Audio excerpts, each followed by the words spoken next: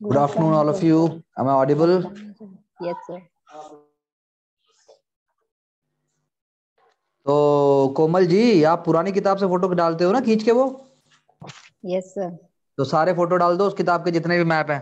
Sir मेरे पास जो मैं पढ़ती हूँ उसमें मैप बीच में आते तो मैं तभी डाल देती हूँ। हाँ, और सारे पीछे के क्वेश्चन भी। Okay sir. सारे पीछे के क्वेश्चन। हाँ, दोनों चीजें डाल दीजिए। Okay sir.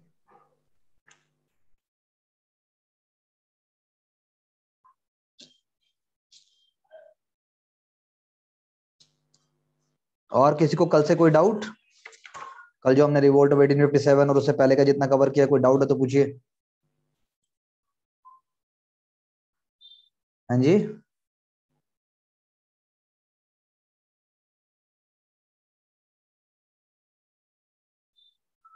if you have any doubt about the revolt of 1857 and the previous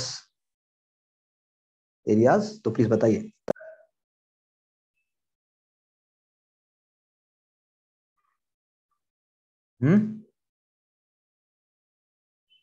sir video show नहीं हो रही आपकी। वीडियो तो यार किसी की भी शो नहीं होती। मैं भी तुम्हारी तरफ फील करके देखना चाहता हूँ कैसा लगता है।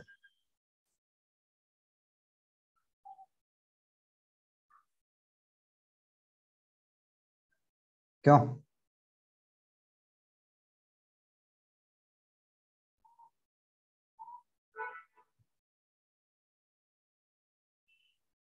बताइए, क्वेश्चन पूछिए पहले, वीडियो भी ऑन हो जाएगा। हम आपके साथ ही हैं। हाँ,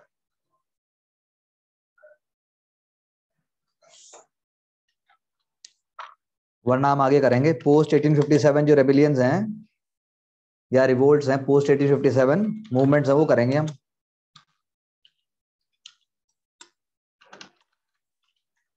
हाँ जी, ओके सर। पोस्ट 1857 जो हैं वो हम करते हैं। आप उनमें से पूछिए, अगर आपको कुछ उसमें से अगर पूछना है तो I will be more than happy to share, क्योंकि आप जब कुछ पूछेंगे तो मुझे भी चार चीजें और बतानी आएंगी।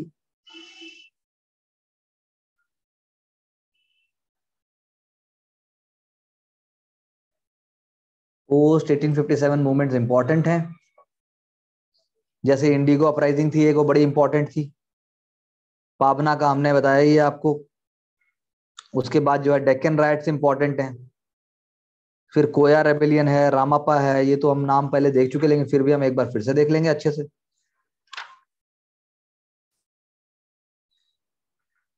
पोस्ट 1857 रिवोल्ट्स हम देख रहे हैं। आपने एनसीईआरटी में रोहित, तूने और देखा कुछ?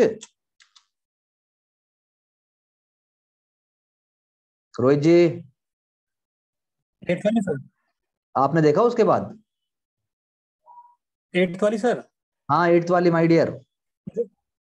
Yes sir. नो सर, और कुछ नहीं यार उसके अंदर। जो टर्मिनोलॉजी साइड में दे रखी थी ना सर, वही इंटरनल दे रखी है अंदर, मतलब पैरे के बीच में। तो और आपने देख उस लिया? टर्मिनोलॉजी से जो रिलेटेड पैरे थे मैंने वो भी कट पेस्ट किए थे साथ के साथ उस पीडीएफ में जो भेजा है ग्रुप में। तो हमें क्या समझ आया उससे? आपका क्या, एक लाइन में अगर बताऊं तो आपको क्या, इस एक्सरसाइज करने से आपको क्या पता लगा, क्या हुआ फायदा? सर मुझे पता चल गया टर्म्स वगैरह कैसे में आ सकती हैं। और ओके, मतलब और छोटे छोटे, एक छोटे वर्ड में, मतलब जैसे कि सर उन्होंने उसमें एक वर्ड दे रखा है कि फॉरेन, मतलब गांव में जो पहले लोग थे वो फॉरेनर उनको नहीं बोलते थे जो विदेश से आए हैं, वो उनको भी बोलते थे जो उनके दूसरे गांव से आए हैं। दूसरे गांव से आए और वो क्या कर रहे हैं? और उनकी मतलब उनकी जो सब बैच नहीं होती तो उनको भी गांव वाले लोग फॉरेनर के नाम से बुलाते थे। अच्छा अच्छा, राजीव, यस सर। आपने आर्टिफिशियल इंटेलिजेंस का प्रयोग करके मेरा वीडियो बंद कर दिया था यार। सर थोड़े थोड़े आते हैं गुण। हैं? सर मैंने बंद कर दिया था वीडियो आपका। आपको आर्टिफिशियल इंटेलिजेंस का प्रयोग किया आपने? नहीं किया?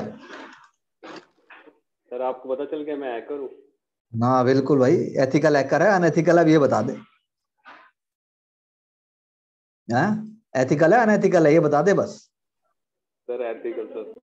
Ethical, very good. हाँ बोलो, और क्या, उनका क्या बोल रहा है? सर एक क्वेश्चन पूछना था। आप पूछो। सर जो वेस्टर्न वो थे एजुकेटेड इंडियंस। भाई आज से एक और प्रोटोकॉल है। हाँ जी सर। आज से एक और प्रोटोकॉल है। तुम में से कौन कौन आदमी तुम में से जो है, जो बाकी सब लोग क्वेश्चन पूछेंगे तो उन क्वेश्चन को लिखेगा। हेलो, मुझे एक आदमी चाहिए जो क्वेश्चंस को नोट करेगा, लिखेगा जब कोई दूसरा आदमी क्वेश्चन पूछेगा। सर आंसर लिख देगी। हैं? हैं राजीव? सर आंचल लिख रही है। कैसे पता तुम्हें? अपना नाम क्योंकि क्यों नहीं सर ले वो रही? मेरी साइड में ही बैठी है। तो अपना नाम क्यों नहीं ले रही तुम? सर वो लिख रही है जब। हाँ? सर उसका कुछ इश्यू था, वो बोल नहीं पा रही थी। आपकी आवाज भी ब्रेक हो रही है Komal ji. Anyways please mute yourself. Rajiv ji आप क्वेश्चन पूछिए।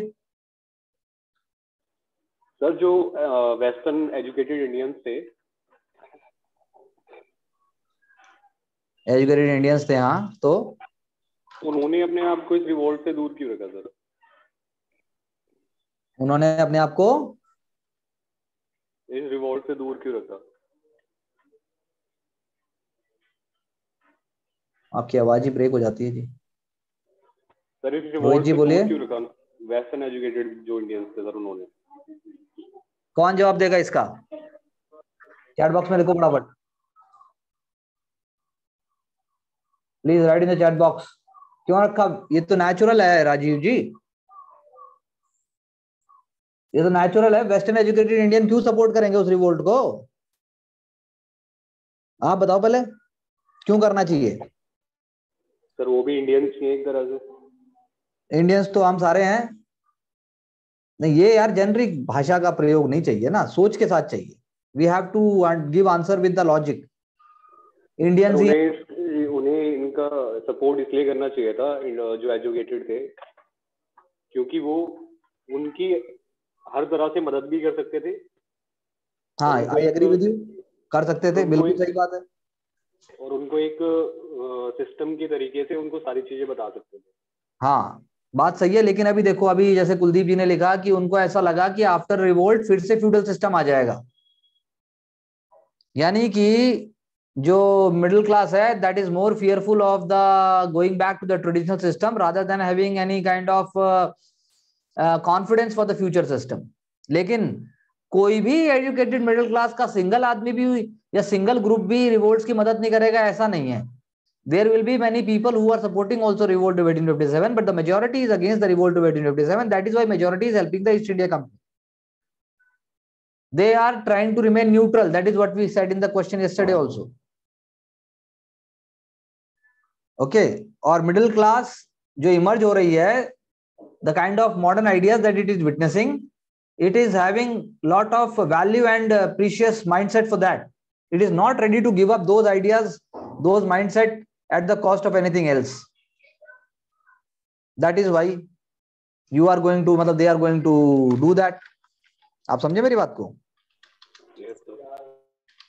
और कुछ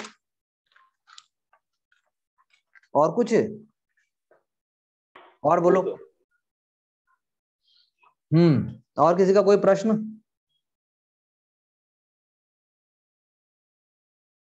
तो हम बात कर रहे थे पोस्ट 1857 की। पोस्ट 1857 की पॉपुलर अपराइजिंग्स का कैरेक्टर चेंज हो जाता है, उनकी चीजें बदल जाती हैं और वो इंपॉर्टेंट भी हैं। ये बात समझने वाली है। इनमें से क्वेश्चंस आते हैं। You have to understand the character. Again I am saying, बिना कैरेक्टर समझे कोई फायदा नहीं होने वाला। कैरेक्टर समझिए, कैरेक्टर समझिए, चीज का वोकैबुलरी समझिए, then only we can have further you can say understanding with it. नहीं तो आपको पता सब कुछ रहेगा लेकिन आप लिख कुछ नहीं पाओगे। पता होने में, लिखने में, एग्जाम निकालने में, सब में बहुत फर्क है।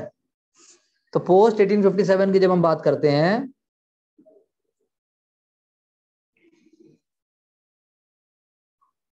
मेरा स्क्रीन शेयर हो रहा है?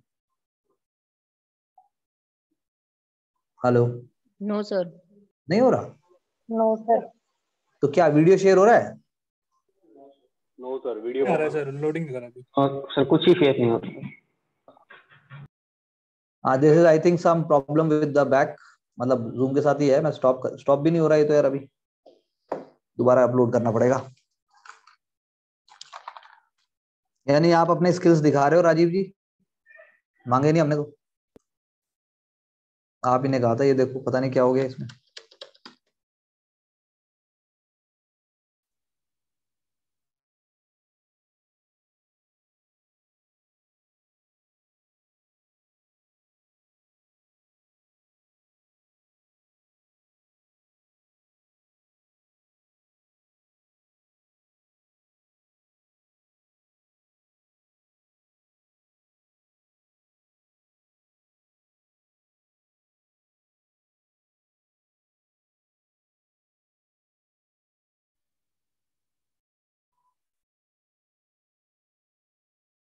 अब आ रहा है जी? हेलो? सर सिर्फ आवाज आ रही है। अब आ गई। वीडियो शेयर हो रहा है? स्क्रीन शेयर हो रहा है? Yes sir. सर कर दिया ठीक सब, जी ठीक कर दिया सर। ठीक है, धन्यवाद आपका बहुत बहुत। तो यानी स्क्रीन शेयर हो रहा है आपके साथ। पोस्ट, अरे कहाँ ठीक किया है यार, नहीं किया है।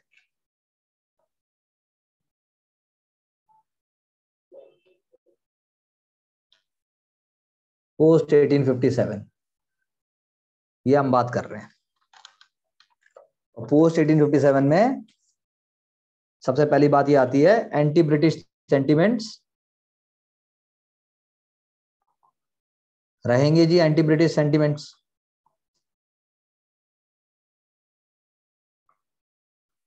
दे विल बी ऑलवेज देयर, पहली बात तो।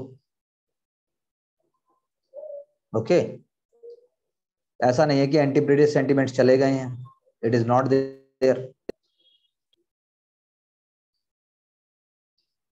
दूसरा, एक्सप्लॉयटेशन विल बी कंटिन्यूड।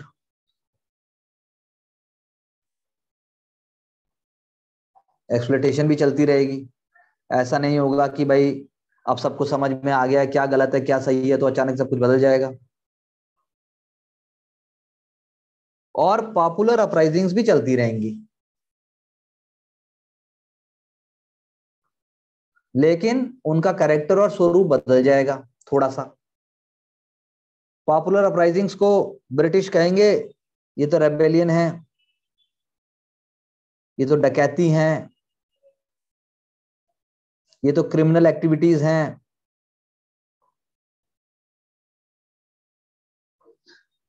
और ये जो है इनको रूप दिया जाएगा आगे चल के कम्युनलिज्म और कास्टिज्म का भी।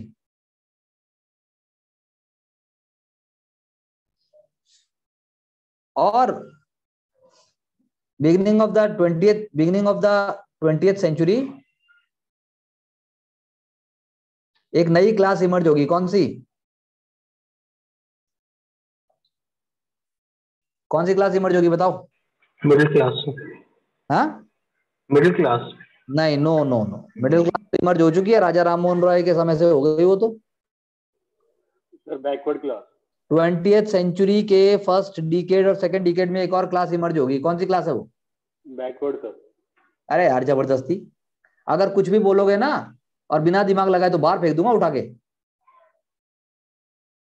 100 गलती माफ अगर दिमाग लगाओगे तो। बोलो, बैकवर्ड क्लास अगर 20th सेंचुरी के पहले उसमें आई है तो फिर क्या होगा? ये 1000 सालों से जो रोआ पिट्टी चल रही है, मर गए हम, लुट गए हम, पीछे रह गए, और समाज में जो ये संकीर्णता है और समाज में जो ये सामाजिक असमानता है उसका क्या होगा? कौन सी क्लास आएगी बोलो?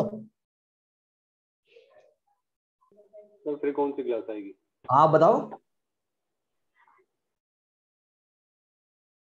20th सेंचुरी में इंडिया में एक नई क्लास इमर्ज होगी, उससे पहले वो क्लास नहीं है।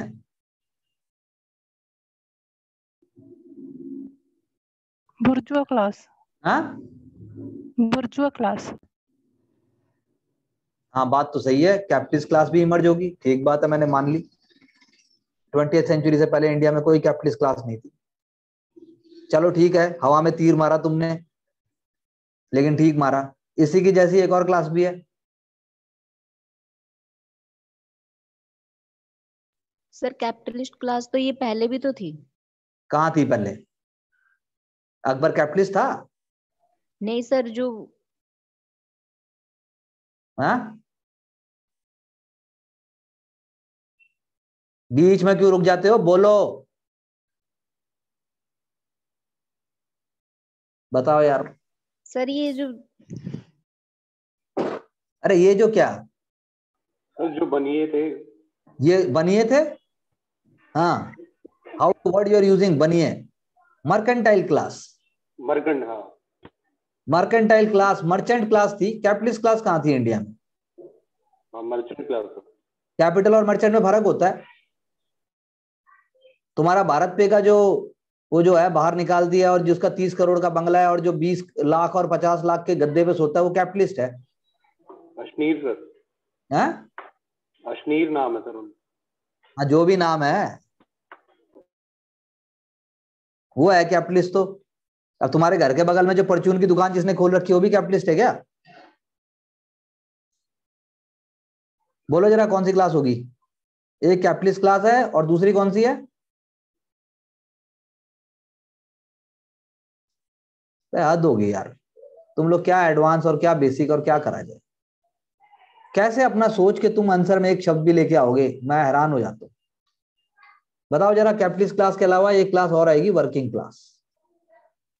वर्किंग क्लास कहाँ है 20th सेंचुरी से पहले?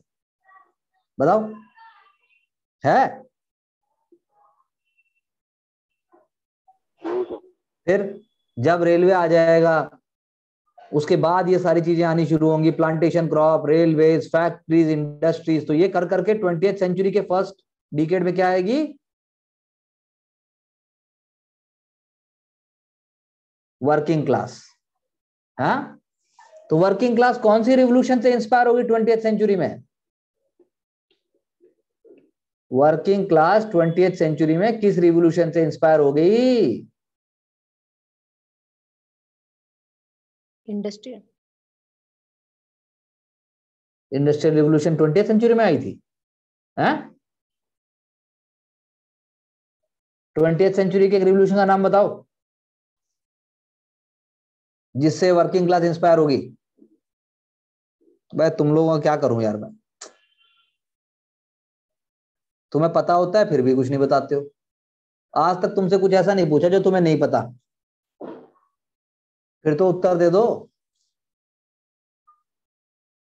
यूक्रेन रशिया वॉर रोज देख रहे हो, रोज घंटों वेस्ट कर रहे हो, फिर भी नहीं बताते।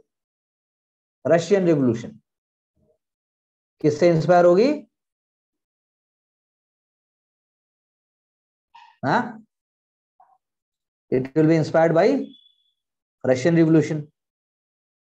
ठीक है जी। तो 20th सेंचुरी में जब रशियन रिवोल्यूशन आ जाती है 1917 में, उससे भी हमारी वर्किंग क्लास इंस्पायर होगी। ठीक है जी।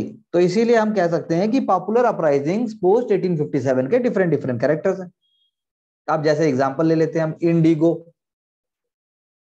इंडिगो यानी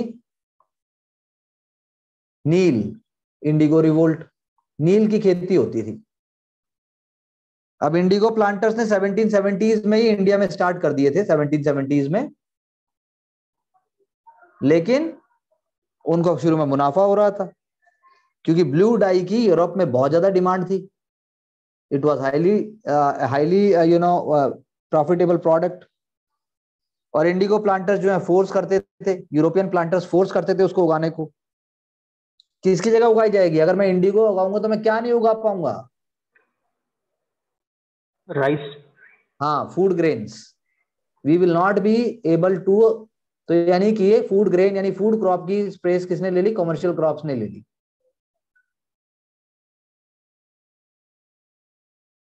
तो 1857 में ये हालत थी कि जो प्लांटर्स थे ना, उनको ऑनरेडी मजिस्ट्रेट भी अपॉइंट कर दिया गया था। They were appointed as honorary magistrates. Okay, वही मैजिस्ट्रेट है, यानी वही रूल ऑफ लॉ, वही ऑर्डर को देखेंगे।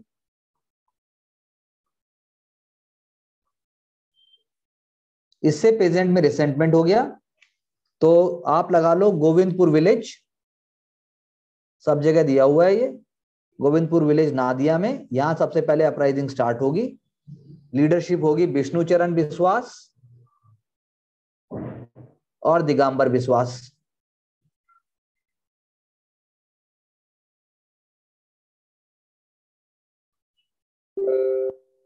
इन दोनों के लीडरशिप में जो है indigo farmer they will refuse to sow indigo, and that is how, ये कह सकते हो आप एक तरीके से, it is one of the first general strike in the history of India. Indian peasantry की फर्स्ट जनरल स्ट्राइक 1860s में मानी जाती है। और ये धीरे धीरे पाबना, बीरभूम, खुलना, इन सब जगह फैल जाएगी। अब ये क्या दिखाती है, ट्रू और फॉल्स बताओ। Is it showing unity of farmers? Is it showing unity of farmers और not? Yes. It will show unity of farmers. First of all ये यूनिटी ऑफ फार्मर्स को दिखाएगा, यूनिटी दिखाएगी फार्मर्स की, साथ में मिडिल क्लास इसकी सपोर्ट करेगा। जैसे मैंने पहले भी बताया था, मिडिल क्लास में जैसे अब आ गया आपका एक न्यूज़पेपर था आपका हिंदू पेट्रियट। क्या है न्यूज़पेपर? हिंदू पेट्रियट, वो मदद करेगा। फिर आपका एक है आपका बंगाली, एक बंगाली न्यूज़पेपर है जिसको बाद में सुरेंद्रनाथ बनर्जी ले लेंगे। द बंगाली न्यूज़पेपर मदद करेगा। हिंदू पेट्रियट से जुड़े हुए थे हरीश चंद्र मुखर्जी, वो मदद करेंगे, लिखेंगे, वो बताएंगे। और सबसे पहले जो मैंने नील दर्पण का बताया था वो तो एग्जांपल है ही है। तो इसका मतलब है कि मिडिल क्लास के सपोर्ट के बावजूद भी एक इंटेलिजेंसिया का सपोर्ट पड़ेगा ऑन दिस रिवोल्ट। इसीलिए गवर्नमेंट जो है कमीशन भी सेटअप करेगी, जिसको कहा जाता है Indigo commission. Indigo commission setup करेगी और इंडिगो कमीशन की मदद से वो रिवोल्ट को चाहेगी कि ना हो, दब जाए, पैसिफाई हो जाए, लेकिन चीजें खत्म नहीं होंगी और चीजें जो है वो आगे तक चलती चली जाएंगी।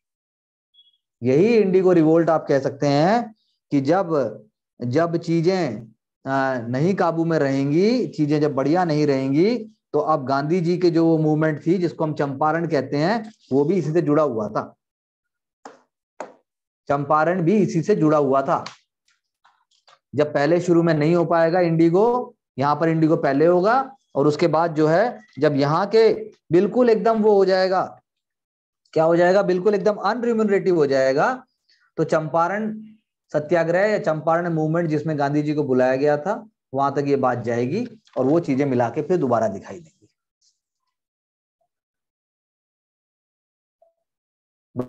समझ आई मेरी? Hello, am I audible and you are able to Yes, understand? sir. Please write in. Yes, sir. पता है ऐसे टेक्नोलॉजी अपने आप नहीं बोल सकती है।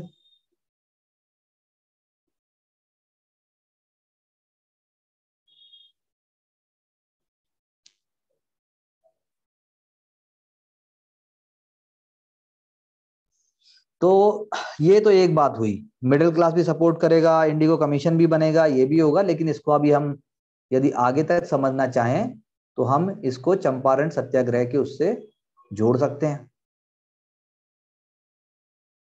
चंपारण सत्याग्रह, ठीक है जी, तो उसको भी हम साथ में ही देख लेते हैं नील दर्पण के बैकग्राउंड के साथ ही, ताकि हमारा एक क्रोनोलॉजी बन जाएगा पूरा। कहाँ है चंपारण? बिहार। हाँ जी, हाँ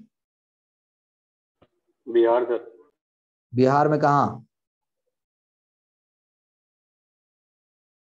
मतलब बिहार में है, लेकिन आप क्या कहोगे? आज की डेट में तो चंपारण एक रीजन है, चंपारण कोई डिस्ट्रिक्ट है ही नहीं। एक ईस्ट चंपारण डिस्ट्रिक्ट है, एक वेस्ट चंपारण डिस्ट्रिक्ट है। चंपारण नाम का कोई डिस्ट्रिक्ट नहीं है। गांधी जी जब 1915 में वापस आएंगे तो वो देखेंगे कि नॉर्थ इंडिया में पीजेंट्स की जो है सप्रेशन है। नॉर्थ इंडिया में नील की खेती एक तरीके से फोर्स्ड लेबर है, एक तरीके से ये बॉन्डेड लेबर है, बंधुआ मजदूरी जिसको कहते हैं। And that is how he will be asked to intervene. पहला सत्याग्रह मूवमेंट था उनका ये, एक नई दिशा दी जाएगी। लेकिन हम पहले बात कर रहे हैं कि भाई हुआ क्या था। फोर्स करते थे planters to cultivate indigo. Indigo से डाई बनाई जाती थी। जर्मनी ने एक आर्टिफिशियल डाई इन्वेंट कर ली, जिससे इंडिगो की डिमांड कम हो गई। जैसे इंडिगो की डिमांड कम हुई तो अब जो है आपके जो प्लांटर्स हैं वो चाहते थे कि भाई आप ज्यादा माल दो उनको। टेनेंट्स ने जितना पैसा दे रखा है उससे ज्यादा चाहिए कम से कम, फायदा क्या है नहीं तो।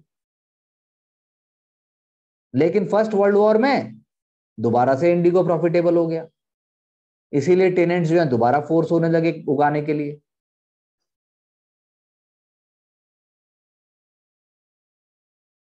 प्लांटर्स फोर्स करते थे कि आप ज्यादा उनको पैसा दे दो, रेंट से बहुत ज्यादा दे दो, तो वो आपको फोर्स नहीं करेंगे। लेकिन ऐसा कब तक चलेगा? लीज पे जितना लीज पे बोला गया उससे ज्यादा कराते थे वो। इससे एंगर और रिसेंटमेंट हो गया। वैसे अगर हम बात करें तो 1750 से ब्रिटिश जो है उगा रहे थे इसको। कैश क्रॉप है, कैश क्रॉप है तो ज्यादा पानी चाहिए और लास्ट में सॉइल भी इनफर्टाइल रह जाती है। लोकल फार्मर जो है वो इसके सपोर्ट में नहीं थे। ईस्ट इंडिया कंपनी ने पॉलिसीज बना दी, ऐसी कंडीशंस बना दी जिससे ऐसा लगता था कि फार्मर्स को जो है लोन भी मिल जाएगा। और लोन एक्चुअली में क्या, वो ट्रैप है। वो ट्रेड लुक्रेटिव था। बहुत सारी ब्रिटिश कंपनीज इंडिया में खुल गई, बहुत सारे ब्रिटिश मर्चेंट्स इंडिया में आ गए और 1900 के आसपास इंडियन ट्रेड जो इंडिगो का चाइना में था वो इलीगल बना दिया गया और यूएस में भी रिस्ट्रिक्ट कर दिया गया। तो जैसे यूएस में भी रिस्ट्रिक्ट होगा, चाइना में भी इलीगल हो जाएगा, तो इंडिगो ट्रेडर्स को प्रेशर आ जाएगा, प्रोडक्शन इंक्रीज करो भाई, ताकि जो है फायदा ज्यादा हो। Landlords will be using extra constitutional methods. बहुत सारे कमीशन बिठाने की बात करेंगे। लॉयर और पॉलिटिशियंस भी इस मुद्दे में आ जाएंगे। तो एक इंडियन जर्नलिस्ट थे और उन्होंने जो है इसके बारे में लिखा। उनका नाम था गणेश शंकर विद्यार्थी।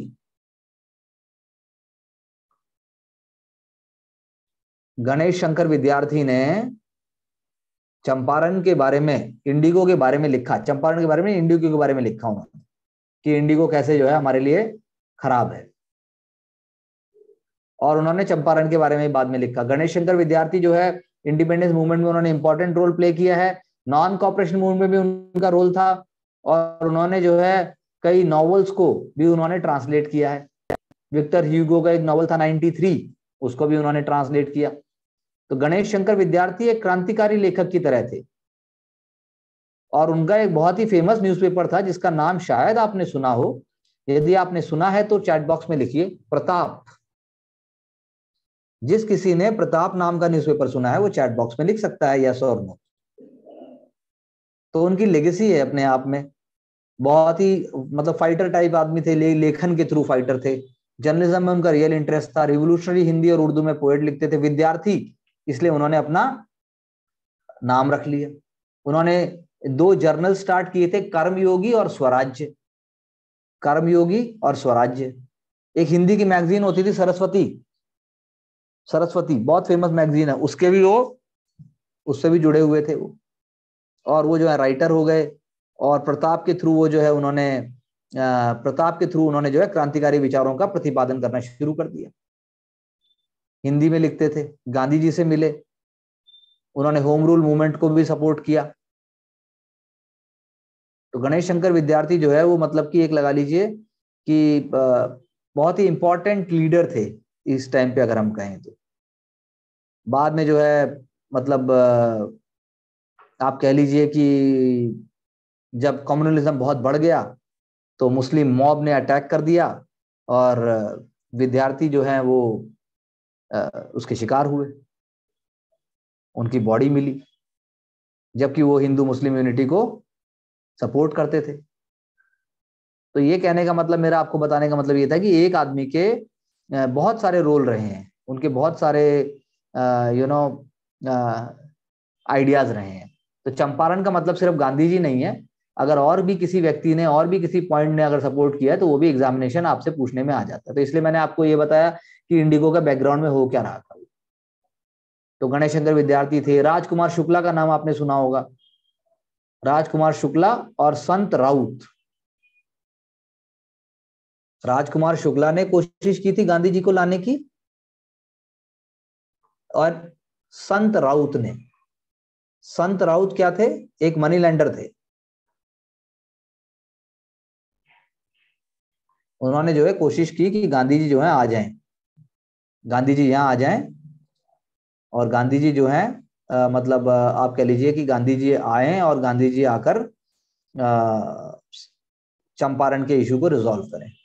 संत राउत और राजकुमार शुक्ला, गांधी जी आएंगे और संत राउत के घर भी रहेंगे, लेकिन बाकी लोग भी मदद करेंगे गांधी जी की चंपारण में। क्या आप नाम बता सकते हैं चंपारण में गांधी जी की मदद किस किसने की थी? हाँ, गांधी जी की मदद किस किसने की थी? हेलो सर, किस चीज में? चंपारण में और किस चीज में? एक थे बृज किशोर प्रसाद, जिन्होंने गांधी जी की मदद की थी, बृज किशोर प्रसाद थे। एक थे अनुग्रह नारायण सिन्हा, बड़े इंपॉर्टेंट लोग हैं ये, अनुग्रह नारायण सिन्हा।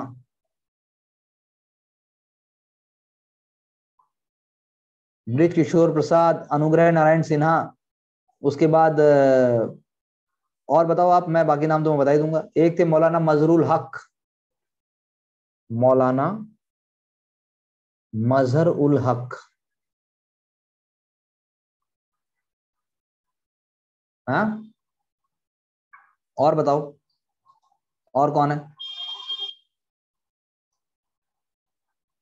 एक आपके थे आचार्य जेबी कृपलानी, आचार्य जेबी कृपलानी, आचार्य कहते हैं इनको, आचार्य, क्योंकि टीचर थे ये। आचार्य जीवंत बी से तो खैर मुझे याद नहीं एग्जैक्टली में क्या था। आई थिंक जीवत राम भगवान दास कृपलानी, इनका पूरा नाम था जीवत राम भगवान दास कृपलानी।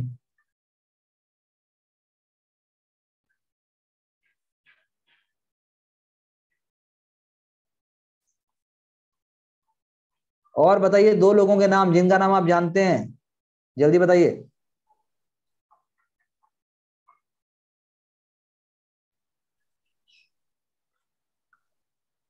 नहीं, शंभू शरण वर्मा जी का नाम तो खैर मुझे ध्यान नहीं है। रामनवमी प्रसाद तो ठीक है, लेकिन और नाम बताओ, फेमस नाम, जिसको ये नाम पता होंगे, फेमस नाम नहीं पता होंगे कुलदीप जी? कस्तूरबा भाई। अरे भाई, दो बहुत फेमस नाम। सर महादेव देसाई। नहीं नहीं, ये सब कहाँ पहुंच गए? दो फेमस नाम बताओ, सिंपल नाम जिनके नाम मैंने नहीं बोले हैं। ईश्वर चंद्र विद्यासागर। हैं? ईश्वर चंद्र विद्यासागर। क्या बात कर रहा है यार? 55 में तू उसको टीचर भी बना रहा है, 1917 में उससे तू जो है चंपारण भी करवाएगा? हैं? कितने साल जिंदा रखना चाहता है उसको तू? अब मुझे पता नहीं वो जिंदा है या नहीं है, पर ये नाम नहीं हो सकता। दो फेमस नाम, बहुत फेमस नाम जो मैंने नहीं लिए हैं, चंपारण उनके बिना पूरा ही नहीं हो सकता। एक नाम तो बता दो रोहित जी। आपने डीपी भी चेंज कर ली? बताओ यार जल्दी,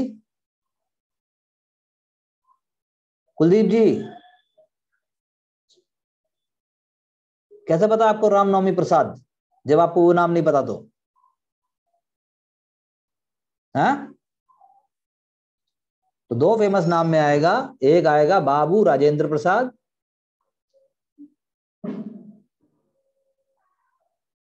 और एक आपके आएंगे मौलाना, मौलाना आगे बोलो, मौलाना मसूद। अबुल कलाम आजाद। फिर तुम्हारा क्या किया जाए?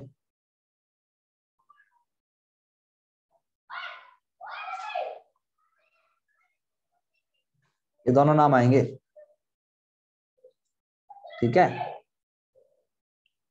तो इसीलिए गांधी जी ने सबसे पहला जो बेसिक स्कूल इंडिया की अगर हम बात करें, वो जो है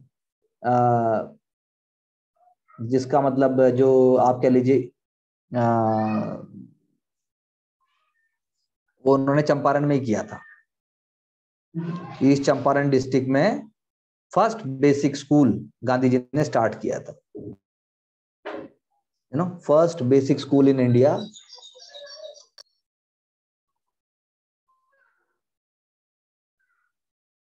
गांधी जी ने ईस्ट चंपारण में स्टार्ट किया था।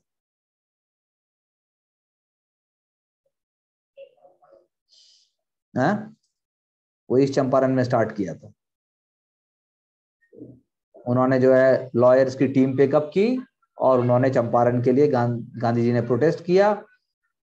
और आप लगा लीजिए, जब गांधी जी ने प्रोटेस्ट किया तो वो फोर्स हुए एग्रीमेंट के लिए। उन्होंने एग्रीमेंट किया, ज्यादा कंपनसेशन दिया, फार्मिंग के ऊपर कंट्रोल दिया, रेवेन्यू हाइक को कैंसिल किया। सो इस टाइम इसी दौरान पे गांधी जी को पहली बार बापू कहा गया। ओके, इसी दौरान गांधी को पहली बार बापू कहा गया। और महात्मा का संबोधन जिसको वो खुद पसंद नहीं करते थे और वो कहते थे मुझे बापू ही कह दो, मुझे महात्मा ना कहो।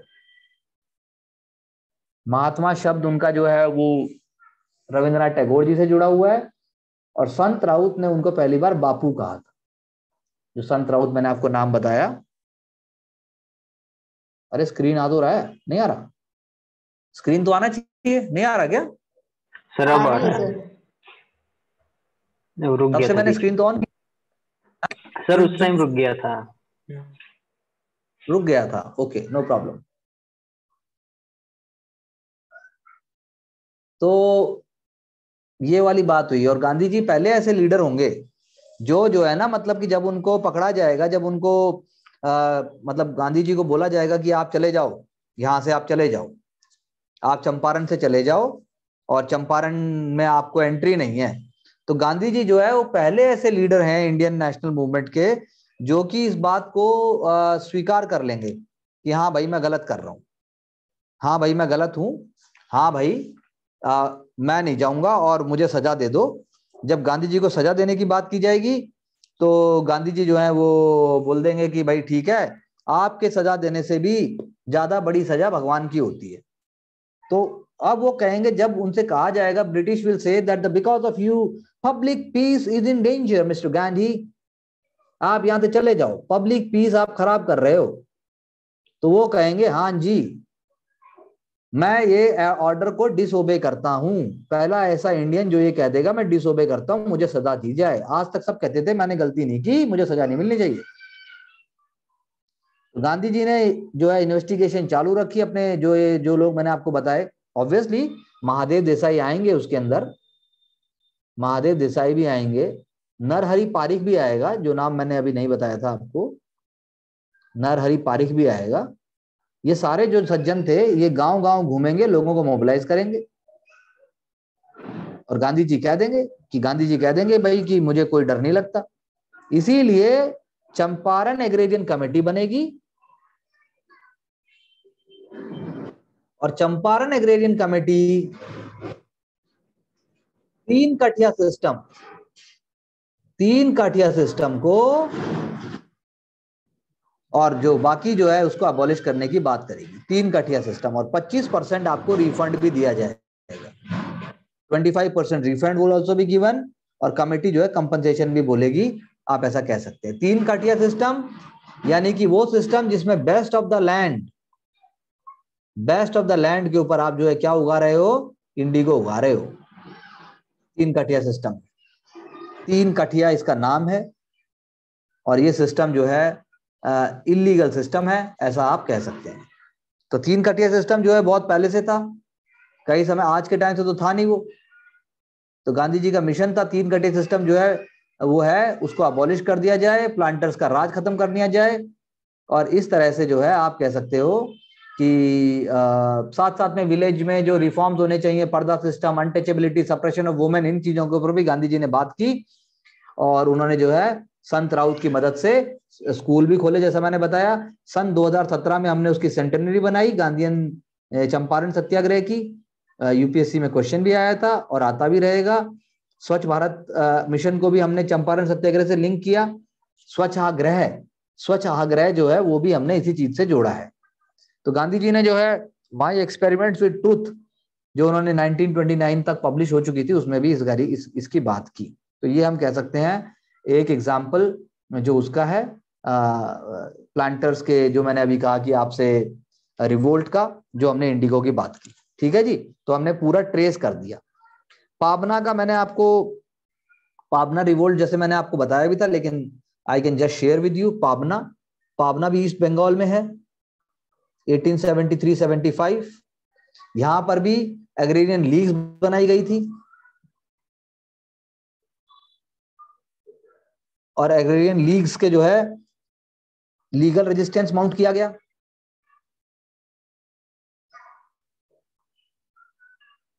साथ के साथ जो है कॉलोनियल रूल को डिक्राई नहीं किया गया, कॉलोनियल रूल को एंटी नहीं बोला गया, बल्कि ये बोला गया भाई हम पैसा देने को तैयार हैं, हम वो दे देंगे, लेकिन आप जो है हमें जो है हमारे ऑक्यूपेंसी राइट्स दे दो, हमें आपके अंडर काम करने में कोई दिक्कत नहीं है। ठीक है जी, यानी कि हम कौन है, हम रियोट्स हैं, और हम किसके अंडर है, हम क्वीन के अंडर हैं। हमें ब्रिटिश क्वीन के अंडर होने में हमें कोई दिक्कत नहीं है। हम जमींदारी के अगेंस्ट हैं, वो भी जब हम पर जुल्म ढाया जाए, नहीं तो ना हम जमींदारी के अगेंस्ट है, ना हम कॉलोनियल रूल के अगेंस्ट है। हमारे इमीडिएट ग्रीवेंसेस हमारे खत्म कर दिए जाए। इसको भी इंटेलेक्चुअल्स ने सपोर्ट किया, बॉडीज लाइक इंडियन एसोसिएशन उन्होंने सपोर्ट किया। और साथ साथ में जो है बंकिम चंद्र चटर्जी, आनंद मोहन बोस, द्वारकानाथ टैगोर, उन्होंने द्वारकानाथ गांगुली भी एक थे। वो तो अभी हम जब मॉडर्न वो करेंगे, जब हम वो करेंगे अपना मॉडरेट्स करेंगे तो हम देखते हैं। ठीक है जी, हिंदू मुस्लिम सॉलिडारिटी इसका एक एग्जांपल था। इसके इंपॉर्टेंट लीडर्स कौन थे, इसके अंदर थे एक आपके शंभूनाथ पाल। अगर आप वैसे देखो पाबना पीजेंट्स में शंभूनाथ पाल का नाम इंपॉर्टेंट है। केशव चंद्र सेन, उन्होंने भी मदद की। तो इन सब के चलते 1885 में बंगाल टेनेंसी एक्ट आ जाएगा। ऐसे ही एक और इंपॉर्टेंट है डेक्कन अपराइजिंग, 1875 की डेक्कन अपराइजिंग, सुपे विलेज। सुपे था, देखता हूं मेरे को क्या माइंड में आता है, डेक्कन राइट्स बोलते हैं इनको, डेक्कन राइट्स। कारण एक इंट्रोडक्शन ऑफ रैयतवारी सिस्टम, दूसरा है आपका end of the American civil war 1865-64। तीसरा increase in the land revenue system, ryotwari system का जो लैंड रेवेन्यू है उसको रेज कर दिया गया बाई 50%। चौथा बैड हार्वेस्ट। ठीक है जी, तो अब ओनर तो कौन है रैयतवारी में, किसान है, पैसा भी लेकिन उसी को देना पड़ेगा।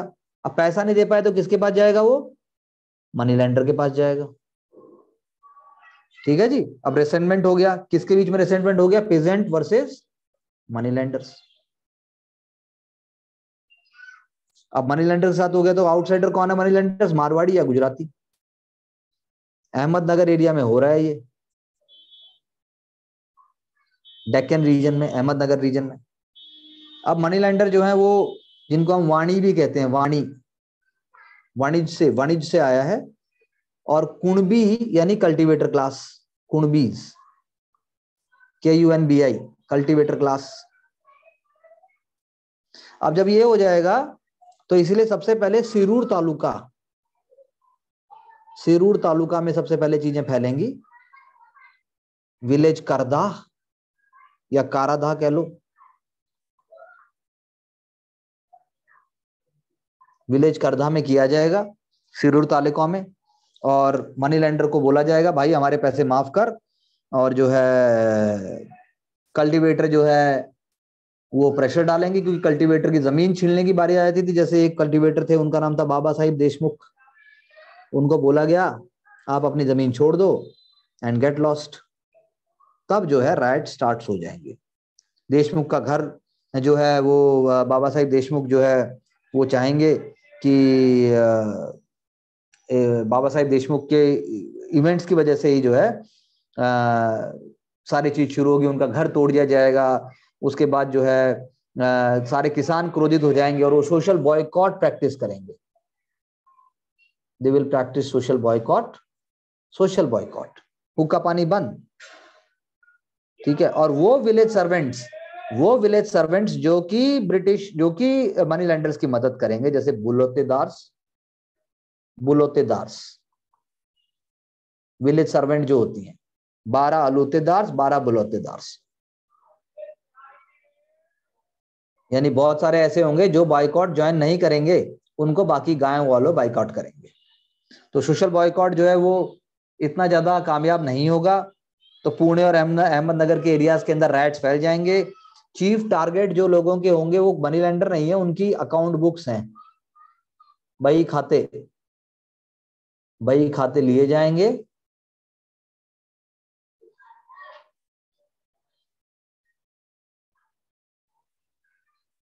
और बही खातों को जला दिया जाएगा। ये होगा जी। कास्ट कॉन्फ्लिक्ट भी आ जाएगा इसके अंदर, क्लास के साथ साथ कास्ट आ जाएगा। नेशनल मतलब जो हमारी मिडिल क्लास है, जो हमारा सोशल इंटेलिजेंस है, वो इसका सपोर्ट करेंगे। तो लेकिन गवर्नमेंट जो है वो चाह कर भी पेजेंट्स के अगेंस्ट कुछ नहीं पा पाएगी, और गवर्नमेंट जो है वो डेक्कन राइट्स कमीशन को अपॉइंट करेगी, डेक्कन राइट्स कमीशन को अपॉइंट करेगी। और वो डेक्कन राइट्स कमीशन जो है वो डेक्कन एग्रीकल्चरल रिलीफ एक्ट लेके आएगा।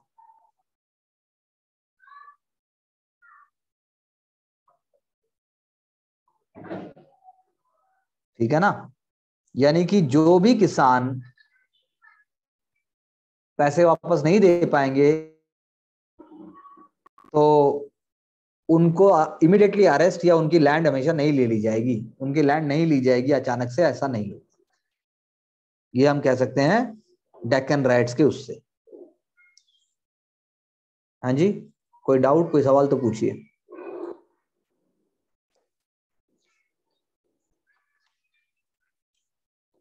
बोलिए।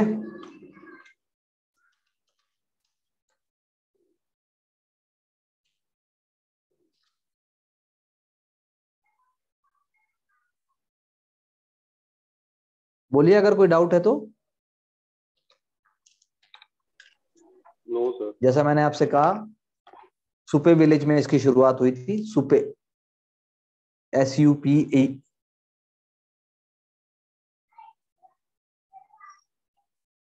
और अगर आप बात करते हो की वर्ड्स की, तो एक वर्ड आएगा कमौती, या कमिटी भी कहते हैं उसको, KAMIUTI, यानी जो ये बॉन्ड्स थे, मॉर्टगेज बॉन्ड्स थे, इनको हम कहते हैं कमिटी, KAMIUTI।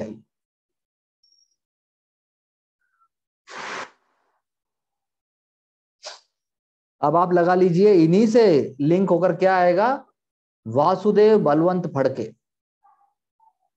वासुदेव बलवंत फड़के जो हैं वो कहलाते हैं वासुदेव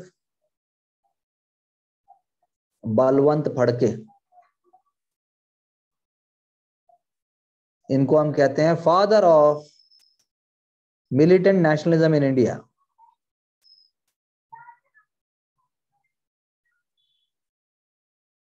यहां से ये इंस्पायर होंगे वासुदेव बलवंत फड़के, और वासुदेव बलवंत फड़के जो है वो जिसको हम अभी मैंने कहा मिलिटेंट नेशनलिज्म कह लीजिए, या armed revolution in India, father of armed rebellion in India, वो जानते थे कि सबका जो प्लाइट एक ही है कि अंग्रेजों को मार भगाओ। उन्होंने सबको इकट्ठा करने की कोशिश की, वेल्दी यूरोपियन बिजनेसमैन पे अटैक करने शुरू किए, और उन्होंने जो है पुणे सिटी को भी कुछ समय के लिए जो है कंट्रोल में कर लिया था। उन्होंने महाराष्ट्र एजुकेशन सोसाइटी फाउंड की, महाराष्ट्र एजुकेशन सोसाइटी।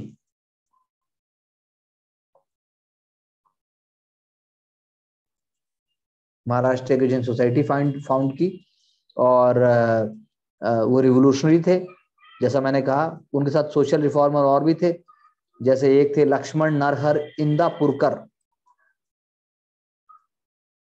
लक्ष्मण नरहर इंदापुरकर,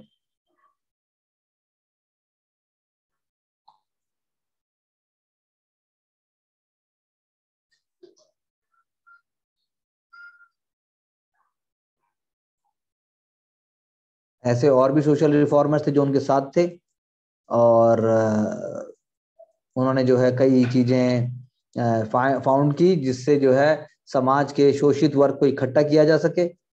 और फड़के ने जो है गवर्नमेंट के अगेंस्ट स्पीचेस भी दी, और फैमिन भी उसी टाइम पे आ गया। गवर्नमेंट ने जो है मतलब और ज्यादा सप्रेशन स्टार्ट कर दिया, और इसी दौरान फड़के साहब ने एजुकेटेड क्लास का सपोर्ट लेना चाहा, जो उनको नहीं मिला। तो उन्होंने रामोसी, कोली, भील, धांगड़, इन लोगों को इकट्ठा किया, क्योंकि एजुकेटेड क्लास ने तो उनका सपोर्ट नहीं किया।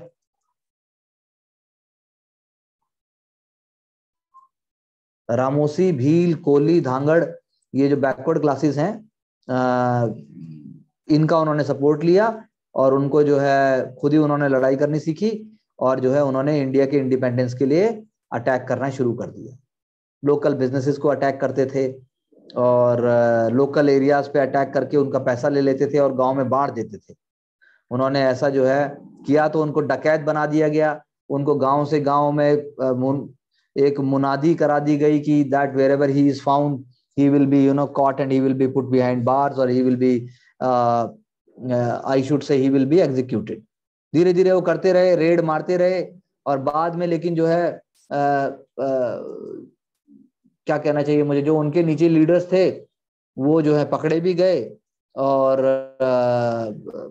जैसे एक दौलत राव नाइक थे, उनके कमांडर थे, उनको पकड़ लिया और उनको मार दिया गया। उनको मारा गया तो फड़के साहब को भी मिला सेटबैक, और फड़के ने जो है और लोगों को रिक्रूट करके जब लड़ाई करने की कोशिश की, तो कॉलोनियल आर्मी के साथ जो है वो लड़ नहीं पाए, और फड़के जो है वो आप कहना चाहिए कि ब्रिटिश के चंगुल से बचने के लिए उन्होंने तरह तरह की आइडियाज को अपनाया।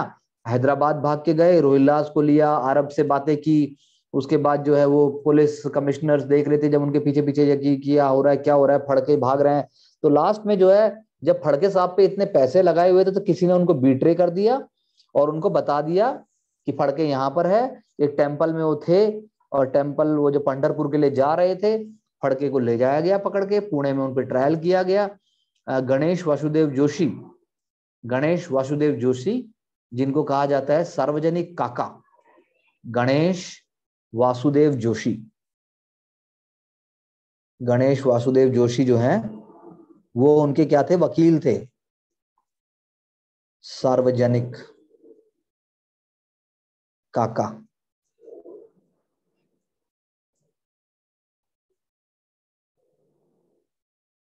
सार्वजनिक काका गणेश वासुदेव जोशी जो है उनको पकड़ा गया, मतलब उनके वो उनके वकील बने, लेकिन ऑब्वियसली कुछ प्रूव नहीं कर पाए, और उनको सेंटेंस फॉर लाइफ दे दिया गया। बाद में उनको एडन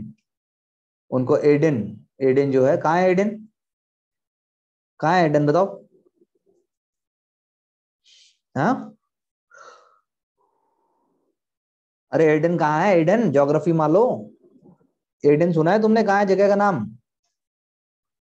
हाँ, यस सर, यमन के पास है। यमन के पास है एडन। उनको एडन भेज दिया गया, लेकिन वो महान थे भाई, एडन से भी भाग निकले, लेकिन उनको दोबारा कैप्चर कर दिया गया, उन्होंने हंगर स्ट्राइक रखी और बाद में वो चले गए। हंगर स्ट्राइक के बाद वो नहीं रहे। ठीक है जी। तो कहा जाता है कि फड़के जो है वो फादर ऑफ इंडियन रेबेलियन है। उन्होंने फेलो मेंबर्स को इंस्पिरेशन दी। बंकिम चंद्र चट्टोपाध्याय के जो आनंद मठ में जो लिखा हुआ था वो चीजें बंकिम फड़के साहब ने करने की कोशिश की। और सर यमन कहाँ पर है? यमन एशिया में ही है भाई, सऊदी अरेबिया के नीचे आसपास ढूंढ। ठीक है जी। वासुदेव बलवंत फड़के जो है इसीलिए महान है, इसीलिए उनका इंपॉर्टेंस है, उनके बारे में जानना जरूरी है। ये भी हमने लगे हाथ पूरा कर दिया। तो अब मुझे ये बताओ, जो डेक्कन राइट्स थे या इससे पहले पाबना राइट्स थे, मैं कहता हूं वो एंटी कॉलोनियल थे। ट्रू की फॉल्स? चैट बॉक्स में लिखते जाओ। जो ये पाबना राइट्स और ये सारे थे, ये एंटी कॉलोनियल थे। ट्रू की फॉल्स? हाँ जी, फॉल्स है सर। हाँ फॉल्स है ये। जो भी ये राइट, जो भी हमने डेक्कन राइट्स है जिसकी हमने बात की, they were not supported by the middle class, they were not supported by the intelligentsia and middle class. They were not supported by the intelligentsia or middle class. True की false? True sir. Not supported. हाँ? They were not supported by the intelligentsia or middle class, or they were supported? They were not sir.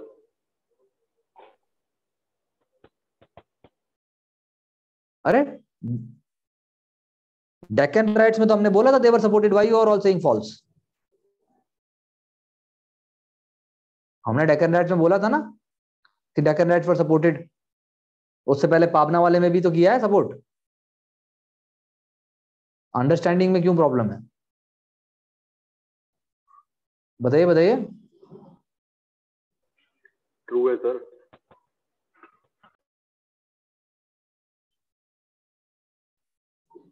अच्छा जी। और हम कह सकते हैं these rights, they were an inspiration for the future national movement and other events in India. These rights, these whatever events we have studied, they were an inspiration for the future revolts and movements in India. Were they inspiration? अगर वो हैं inspiration तो कैसे हैं बताइए।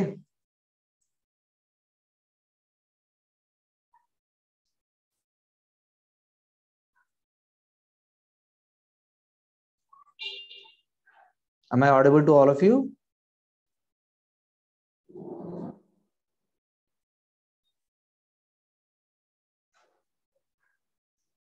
Hello.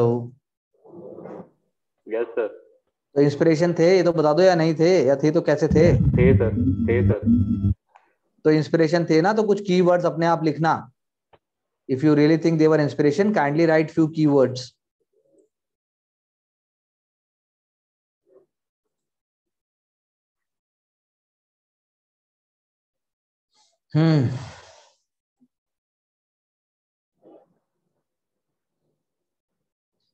इसके अलावा हम कह सकते हैं और रेबेलियन की अगर हम बात करें तो एक था कोया रेबेलियन। कोया रेबेलियन, कोया रेबेलियन था ईस्टर्न गोदावरी रीजन में। ईस्टर्न गोदावरी रीजन, कोया रीजन, जो ईस्टर्न गोदावरी रीजन है आपका, उसमें था ये। आंध्र प्रदेश, थोड़ा बहुत रीजन कौन सा आएगा, उड़ीसा का भी आएगा, Malkangiri district.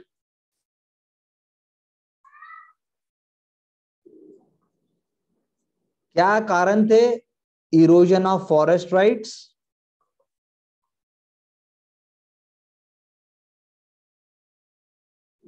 Exploitation bye money lenders,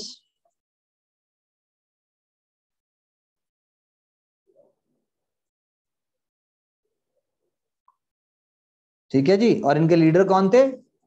टोमाडोरा। टोमाडोरा, जिन्हें हम कहते हैं किंग ऑफ मलकानगिरी।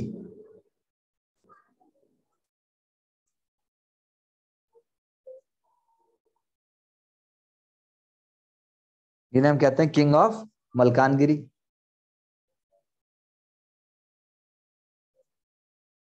बाद में इनको पकड़ लिया गया। सिमिलरली अगर हम एक और मूवमेंट की बात करें तो मुंडा रेबेलियन, जिसको कहा जाता है उल गुलान,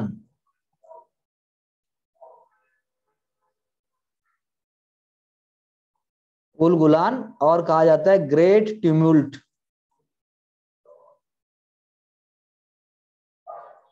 पीरियड है 1870 से 1901, लेड बाय भगवान बिरसा मुंडा।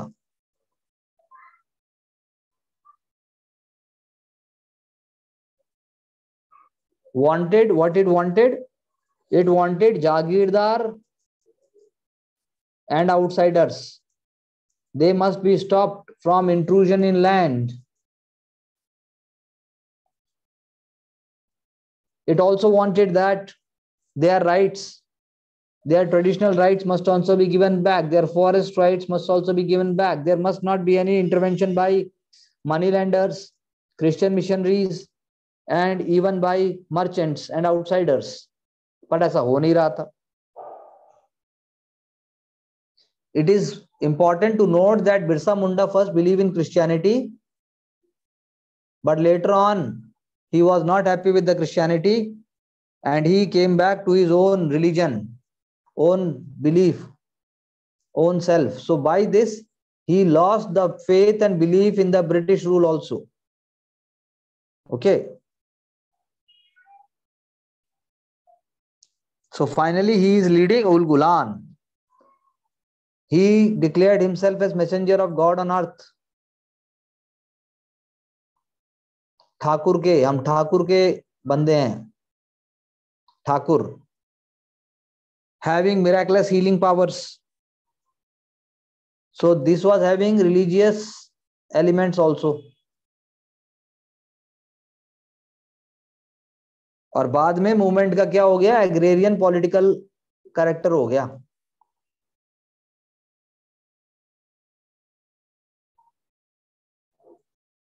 और ये लगा लीजिए by 1890s he declared Birsa Raj, Munda Raj, Munda rule declare कर दिया. And killing of outsiders, Jagirdars, Christian missionaries and officers started taking place. All Mundas were having bows and arrows and everything. Active participation of women in this movement, including the weaker section. And that's how we can say. But then again here also, someone will be giving information about Birsa Munda, कि बिरसा मुंडा इस मंदिर में यहाँ सो रहा है. And that is how he will be captured by the British. ठीक है, he will be captured and he will be put on trial and executed, जैसा कि भारत के इतिहास में हमेशा हुआ है. आप समझे, हमेशा ही ऐसा किया गया है कि जब जब मौका मिले तब तब गड़बड़ हुई है. ऐसे बहुत सारे लोग रहे हैं जिन्होंने खबरी बनकर देश के क्रांतिकारियों को, देश के उनको पूरी खबर दी. ओके जी.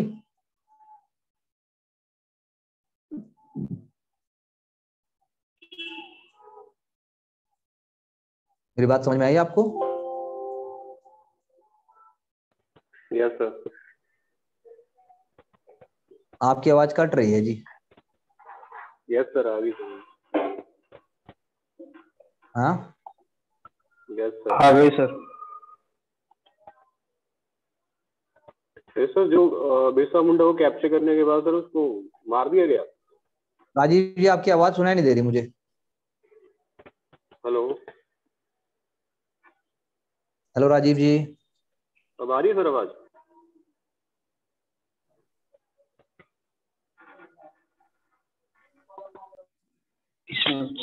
हेलो.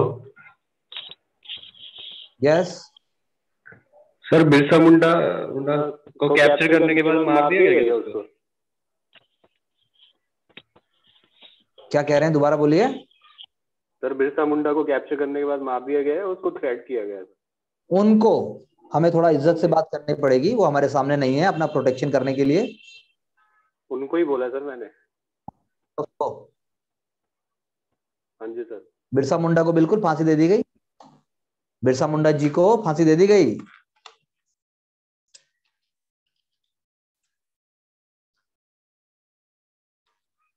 Okay sir. उनको बहुत ज्यादा उनका रोल था, और जो है कौन से डिस्ट्रिक्ट में थे वो मैं आपको बता देता हूँ।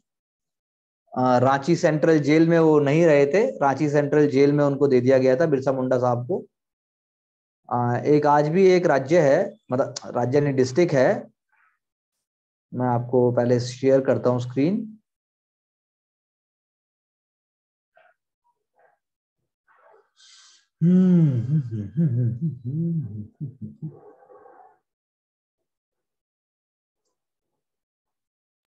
सर एक चीज और पूछनी थी। पूछिए। जैसे जो मतलब किसी को कैप्चर किया जाता था ब्रिटिश के द्वारा उस टाइम पर, तो उस टाइम पर सर कुछ ऐसे रूल्स भी नहीं थे कि भाई उनका कोई केस लड़े या फिर एडवोकेट वगैरह ये सब? क्या होगा? लॉ के हिसाब से अगर उनको भी कानून के हिसाब से सब कुछ होता था, कानूनी कार्रवाई करके ही उनको मारा जाता था। ओके। हाँ, ऐसा नहीं है कि गए और काट दिया, बल्कि अंग्रेज केस चलाएंगे, अंग्रेज कार्रवाई करेंगे, अंग्रेज हियरिंग सुनेंगे, लेकिन रिजल्ट वही आएगा। ठीक है, तो लोहारडागा में पैदा हुए थे। कुंठी एक एरिया है, वो उनके प्रभाव से जुड़ा हुआ था। कुंठी आपने नाम शायद सुना होगा या अभी बस जान लीजिए, कुंठी है। और उन्होंने जो है बहुत इंपॉर्टेंट रोल प्ले किया इंडियन पार्लियामेंट में। इंडियन पार्लियामेंट में it is only the only tribal leader who has been honoured till now is Birsa Munda. मात्र 24 साल के थे वो, मात्र 24 साल के थे, जितनी आप लोगों की उम्र है, आधे लोगों की। इस उम्र में वो देश के लिए जो उन्हें करना था अंग्रेजों के खिलाफ करके चले गए।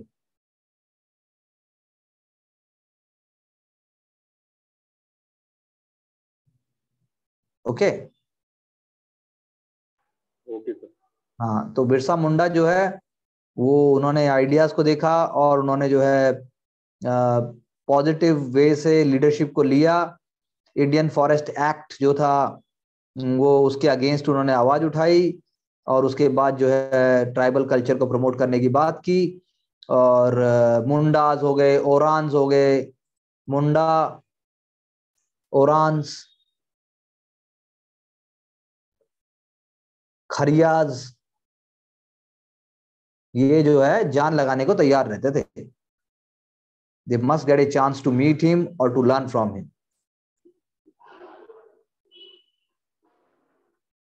तो आप एक तरीके से कह सकते हैं कि उनको क्या कहा गया? धरती अब्बा। बिरसा मुंडा को क्या कहा जाता? धरती अब्बा।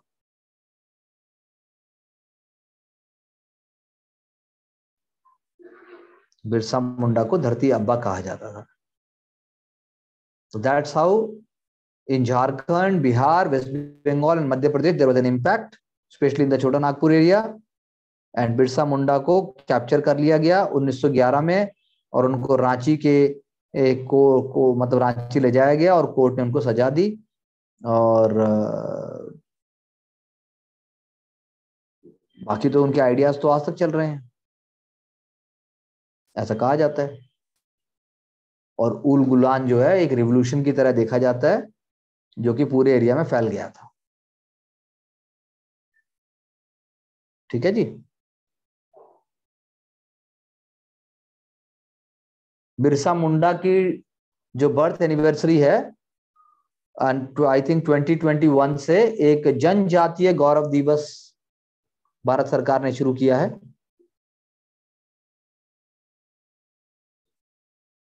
वो बिरसा मुंडा के नाम पर ही है, जनजातीय गौरव।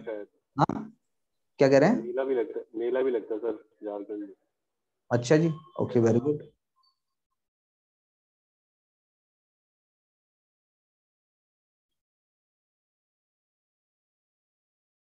और बताइए। सर एक क्वेश्चन पूछ तो रहे, ये रिलेटेड तो सर भगत सिंह से है, अगर कहो तो। भगत सिंह भी आएंगे जब पूछना, ठीक है, भगत सिंह आने दो।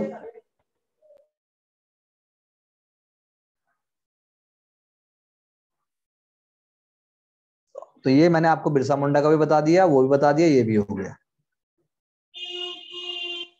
हाँ जी,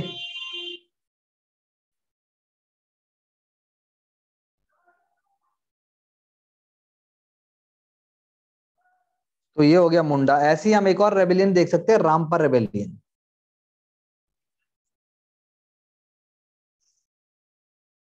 रामापर रेबेलियन ये कहां हुआ है? ये भी आपका हुआ है आंध्रा में। इसका टाइम पीरियड क्या है? 1879 से 1922 का टाइम पीरियड है इसका। रामापाज, ये भी अगेंस्ट फॉरेस्ट रेगुलेशन है। गांधी जी जब आ जाएंगे तो क्या होगा? फॉरेस्ट सत्याग्रह होगा।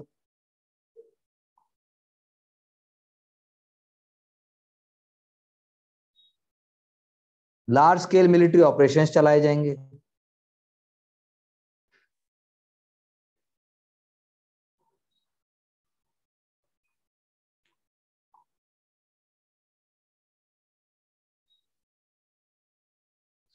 बहुत सारे रिवोल्यूशनरीज को अंडमान रेबेल करके भेज दिया जाएगा।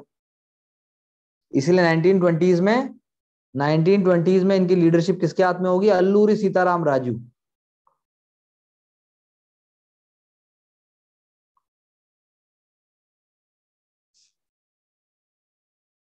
और वो क्या चाहते थे? They wanted that their podu system, podu क्या है? Slash and burn. Slash and burn system जो है वो चले। That is why they were also using guerrilla warfare.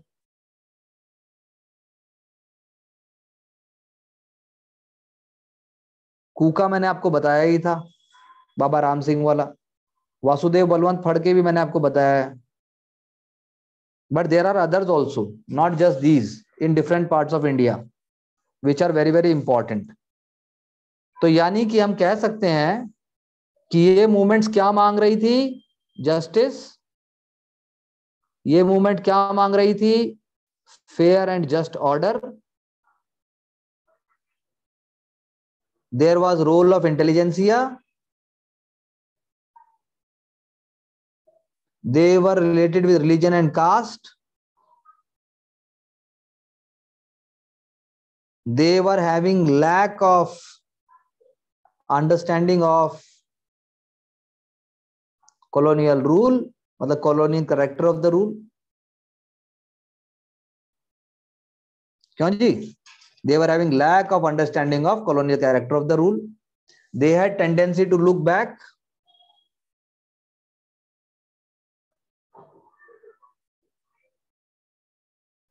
ठीक है जी, ये हम कह सकते हैं।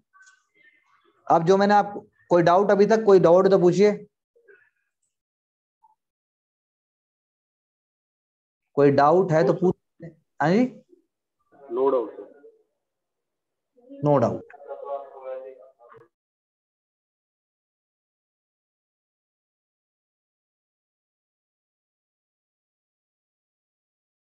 अब अगर हम बात करें वर्किंग क्लास मूवमेंट्स की,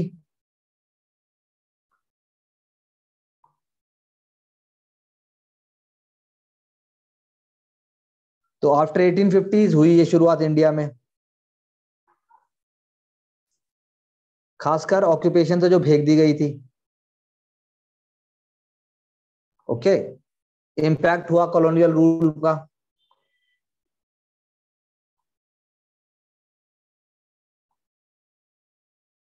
साथ साथ में अब कौन है ये? सर जो ये वर्किंग क्लास जो शुरू हुई थी सर, हाँ, तो इसमें सर मतलब किस तरह के लोग थे? मतलब जो ये वर्किंग क्लास शुरू हुई थी सर, इसमें मतलब सारी जाति के लोग थे या फिर कुछ कास्टिज्म के हिसाब से कुछ था?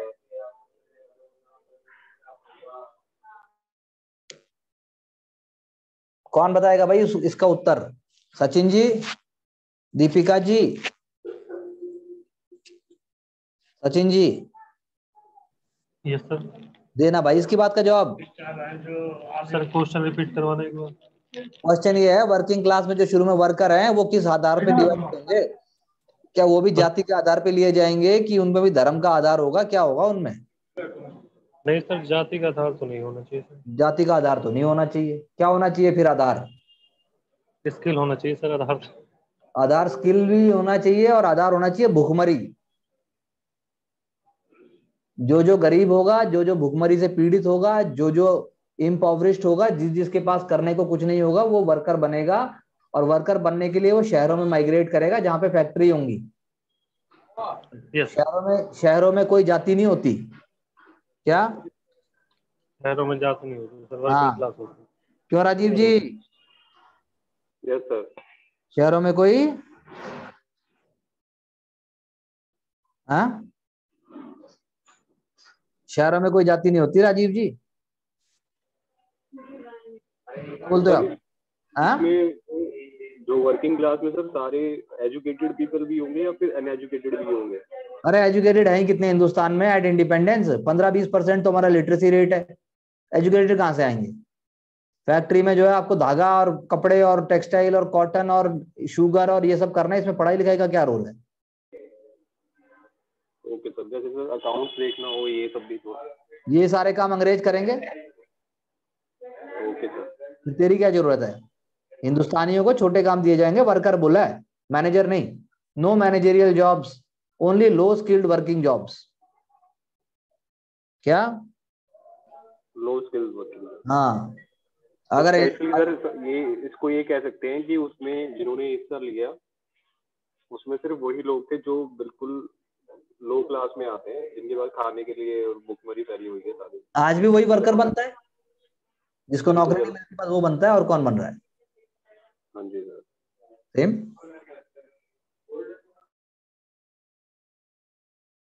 तो जी वर्किंग क्लास 1850 से शुरुआत होगी। और शुरू में होगा क्या?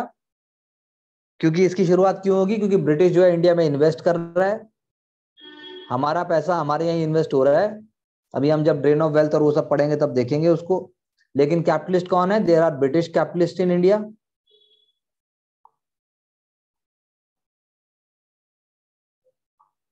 और साथ में क्या है? There is attractive investment. Investment attractive कहाँ है?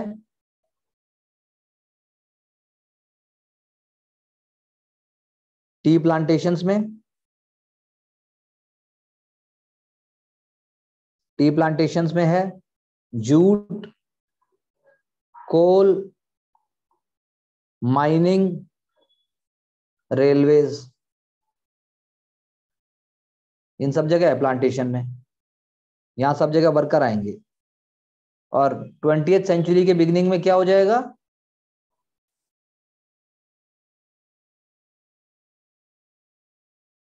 पोर्ट्स भी आ जाएंगे। ठीक है जी।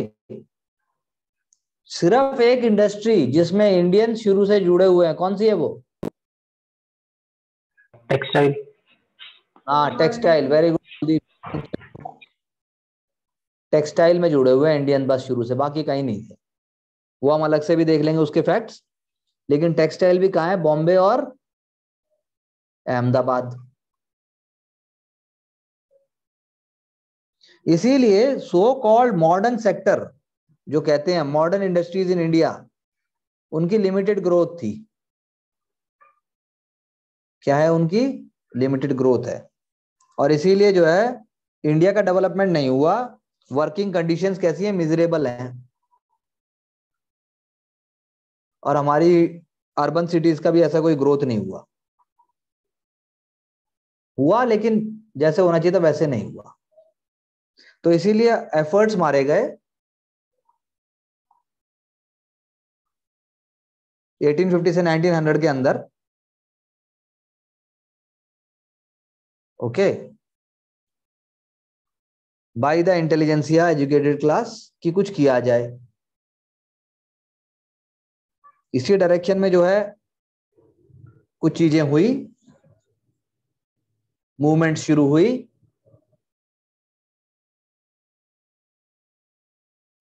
और कुछ जो है ह्यूमैनिटेरियन एफर्ट्स भी हुए।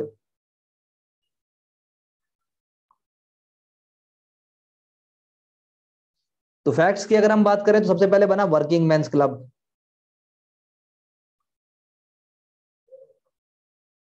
(1870) शशि पदा बनर्जी,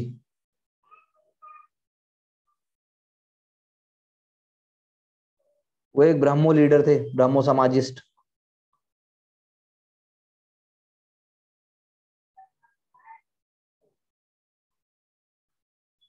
आपका आया वर्किंग मेंस मिशन,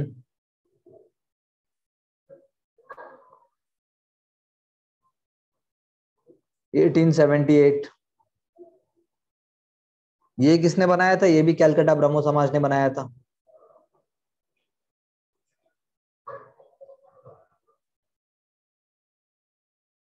फिर इन लोगों ने एक मेमोरेंडम दिया, they give a memorandum in 1884 during the time of Lord Ripon.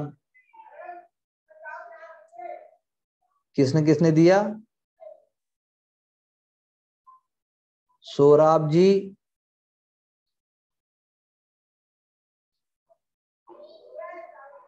सापूरजी, Sorabjee सापूरजी Bengali, और नारायण मेघाजी लोखंडे।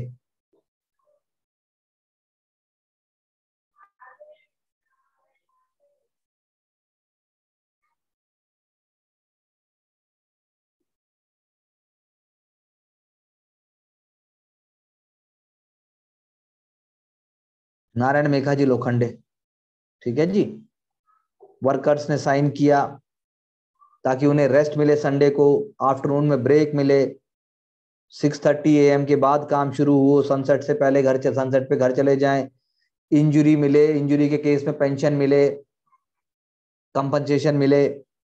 ये सब जो है कमीशन के सामने रखा गया, और इन्हीं सब चीजों को ध्यान में रखते हुए क्या आया?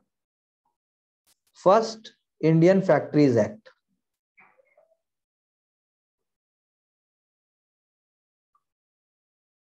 (1891), ठीक है जी। तो 1890 में फर्स्ट टाइम ऐसा हुआ था कि एक वीकली हॉलिडे ग्रांट की गई by Bombay mill owners association,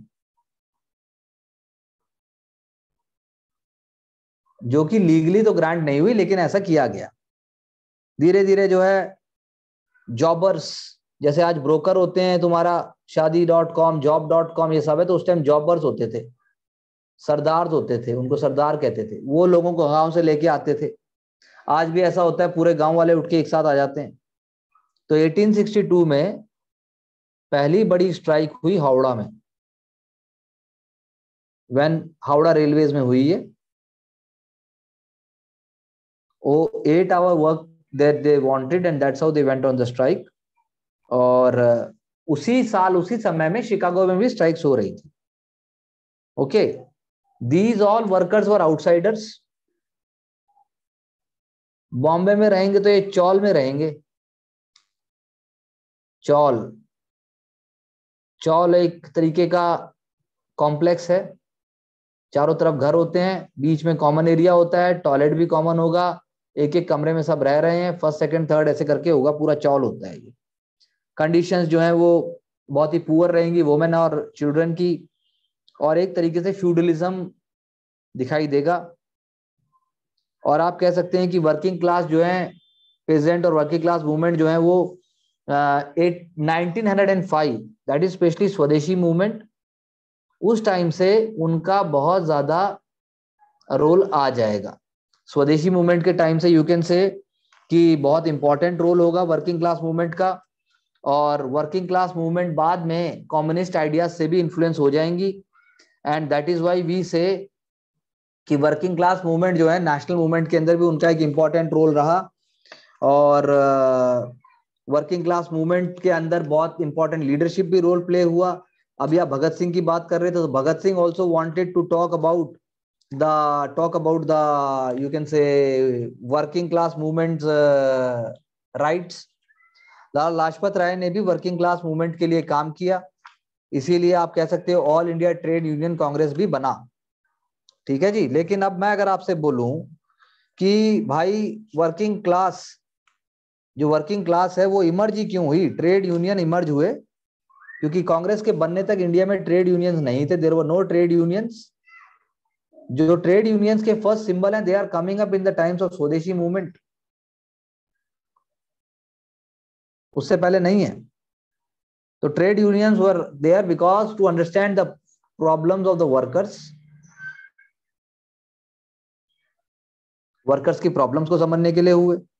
working class population जो है बॉम्बे और बंगाल में कॉन्सेंट्रेटेड थी, बाद में मद्रास में भी कॉन्सेंट्रेटेड हुई। कोल माइंस हैं जैसे झरिया, झरिया में भी हुई। और workers were exploited also, they were not getting money, they were exploited by both the capitalist class plus colonialism. that means दो फोर्सेस हैं एंटागोनिस्टिक, दोनों ही they are against the working class. Okay, एक तरफ तो इकोनॉमिक एक्सप्लॉयटेशन हो रहा है, एक तरफ आपका पॉलिटिकल एक्सप्लॉयटेशन हो रहा है, इसीलिए ट्रेड यूनियन बन के आई। तो जैसा मैंने कहा 1870 में उन्होंने बनाया, शशिपदा बनर्जी ने, उन्होंने एक मैगजीन भी निकाली भारत श्रमजीवी। 1874 में एक मैगजीन आई भारत श्रमजीवी। एनएम लोखंडे ने भी एक मैगजीन चालू की दीन बंधु, जिनका नाम मैंने अभी लिया था, एनएम लोखंडे। ऐसे ही आपका जो है बॉम्बे हैंड मिल्स एसोसिएशन बनी।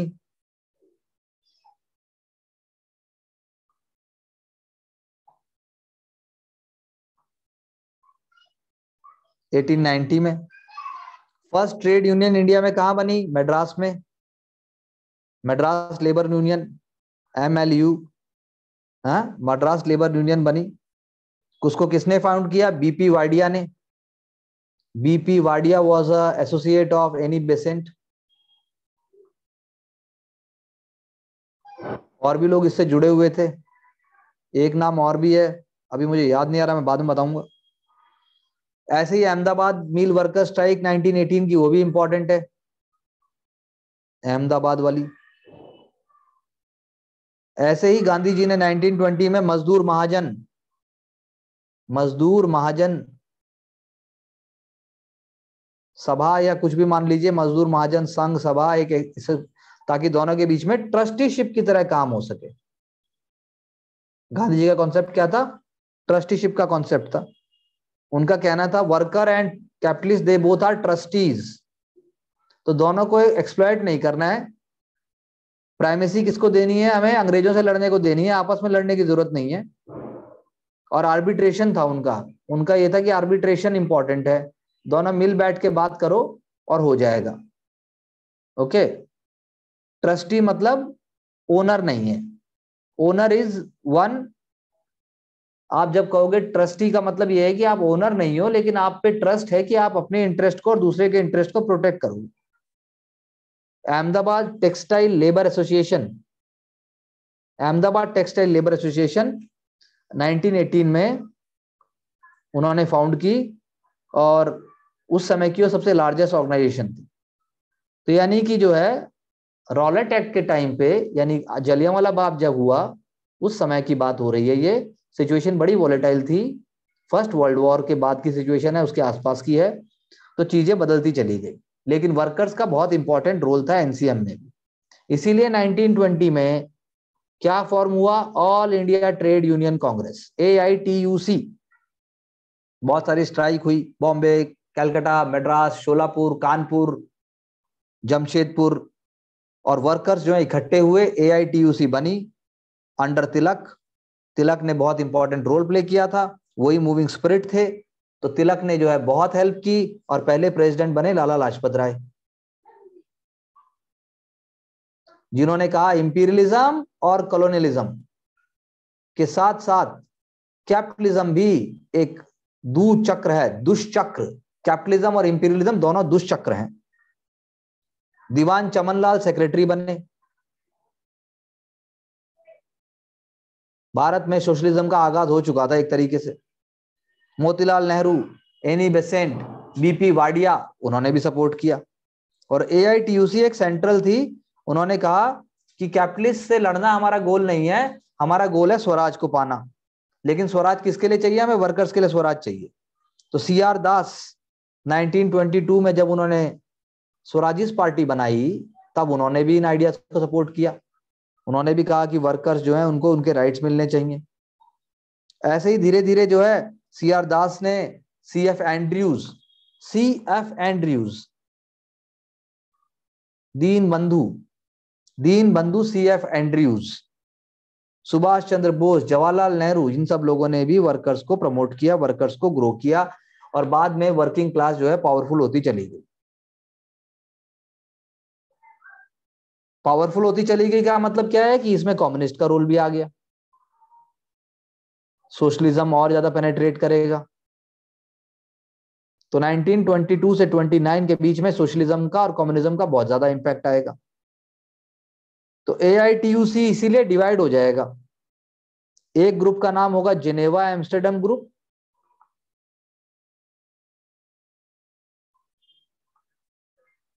और एक का होगा मॉस्कोवाइट ग्रुप। मॉस्कोवाइट रिवोल्यूशनरी है और ये रिफॉर्मिस्ट है। एक चाहता है शांति से बढ़े, एक चाहता है मार काट लड़ाई सब कुछ हो जाएगा, कोई दिक्कत नहीं है। तो इसीलिए जो ये रेड वाला है मॉस्कोवाइट है, ये रेड है, ये लाल सलाम जिसको आप कह सकते हो।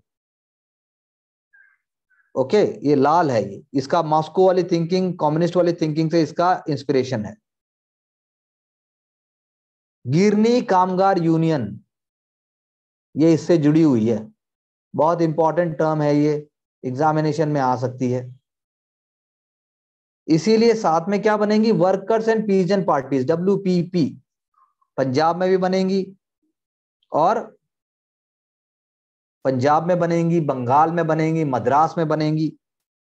इसमें बड़े इंपॉर्टेंट लोग थे, जैसे पंजाब में कौन थे?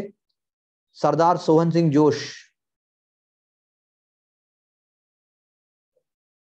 ठीक है, ये हम दोबारा भी करेंगे थोड़ा बहुत जब मैं वो बताऊंगा, when I will be talking about communist। Muzaffar Ahmad, Muzaffar Ahmad के साथी कौन है बंगाल में? काजी नजरुल इस्लाम। और ये बॉडीज भी बनाएंगे, वो जब हम थोड़ा सा कम्युनिस्ट पढ़ेंगे तब देखेंगे। ऐसे ही मद्रास में है, मद्रास लेबर यूनियन तो हमने बताया ही था। सिंगारेवेल्लू चेट्टियार, बहुत इंपॉर्टेंट है ये भी, ये ग्रैंड ओल्ड मैन भी कहा जाता है इनको। तो worker and peasant party Congress से शुरू में जुड़ी रहेंगी एक तरीके से, बाद में जो है कुछ अलग भी हो जाएगा। तो एआईटीयूसी भी जो है साइमन कमीशन का बाइकआउट करेगा। ठीक है जी। और गिरनी कामगार यूनियन मैंने आपको बताया ये कम्युनिस्ट इन्फ्लुएंस हो जाएगा। बाद में क्या बन गया? 1926 के बाद एक बन गया आपका टेक्सटाइल लेबर यूनियन, ये अलग आ गया। ये किसने बनाया? NM जोशी ने बनाया। टेक्सटाइल लेबर यूनियन 6 महीने तक स्ट्राइक चलेंगी। बंगाल में जो है आपको जगह जगह स्ट्राइक्स फैल जाएंगी, जमशेदपुर में स्ट्राइक फैल जाएंगी, टाटा स्टील जो कि पहली मॉडर्न फैक्ट्री जिसको हम कहते हैं वहां भी स्ट्राइक्स फैल जाएंगी। तो trade union movement is going to play a very important role specially in these times. तो पहली बार 1 मई डे 1923 में ही बनाया जाएगा, जो मैंने आपको नाम बताया था सिंगारेवेलु चेट्टियार, वो साहब बनवाएंगे, सिंगारेवेलु चेट्टियार बनवाएंगे। ठीक है जी। तो ये सारी चीजें होंगी, गवर्नमेंट जो है रिप्रेस करेगी, ट्रेड यूनियन मूवमेंट को रिप्रेस किया जाएगा कम्युनिस्ट के लिए। ओके, और उसके बाद गवर्नमेंट जो है वो 2 प्रॉन्ग अटैक करेगी, रिप्रेशन भी करेगी, कंसेशन भी देगी। रिप्रेशन मतलब जेल में डालेगा, दबा देगा, कॉन्स्पिरेसी केस होंगे। कंसेशन मतलब लो हम आपको कुछ छूट देते हैं, दोनों कैरेट एंड स्टिक पॉलिसी होगी। रिप्रेसिव लॉ का एग्जांपल क्या है? पब्लिक सेफ्टी लॉ, आपने नाम सुना होगा। पब्लिक सेफ्टी लॉ, नाम है पब्लिक सेफ्टी, पर एक्चुअल में आप जो है सड़क पर आप स्ट्राइक नहीं कर सकते। Public safety law. Trade dispute act का मतलब है आप ट्रेड यूनियन नहीं बना सकते, आप जो है स्ट्राइक पे नहीं जा सकते, आप जो है वायलेंस नहीं कर सकते। नाम लेकिन क्या है? Trade dispute act. ठीक है जी। लेबर मूवमेंट की सारी जो भी थे, मेरठ कॉन्स्पिरेसी केस हुआ एक 19 मेरठ कॉन्स्पिरेसी केस 1936 के आसपास, और उसमें सारे कम्युनिस्ट लीडर को बंद कर दिया गया जबरदस्ती। नेहरू गांधी सब परेशान, नेहरू जी ने उनके लिए केस लड़ने की भी बात की, सारे इंपॉर्टेंट लीडर्स को बंद कर दिया गया 1936 में। उसमें जो थे 3 फॉरेनर्स भी थे, हचिनसन,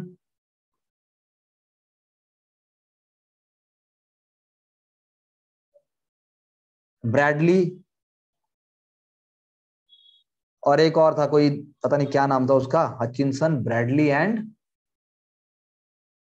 हचिनसन, ब्रैडली, एक तीसरा नाम मुझे याद नहीं आ रहा। ये 3 इंपॉर्टेंट लोग भी थे जो कि जिनको कम्युनिस्ट का प्रोपोगेंडिस्ट कहा गया कि तुम कम्युनिज्म प्रमोट करने के लिए अंग्रेजी सरकार को गिराना चाहते हो। ठीक है जी। एक तरफ क्या बना दिया, रॉयल कमीशन ऑन लेबर बना दिया, ले भाई।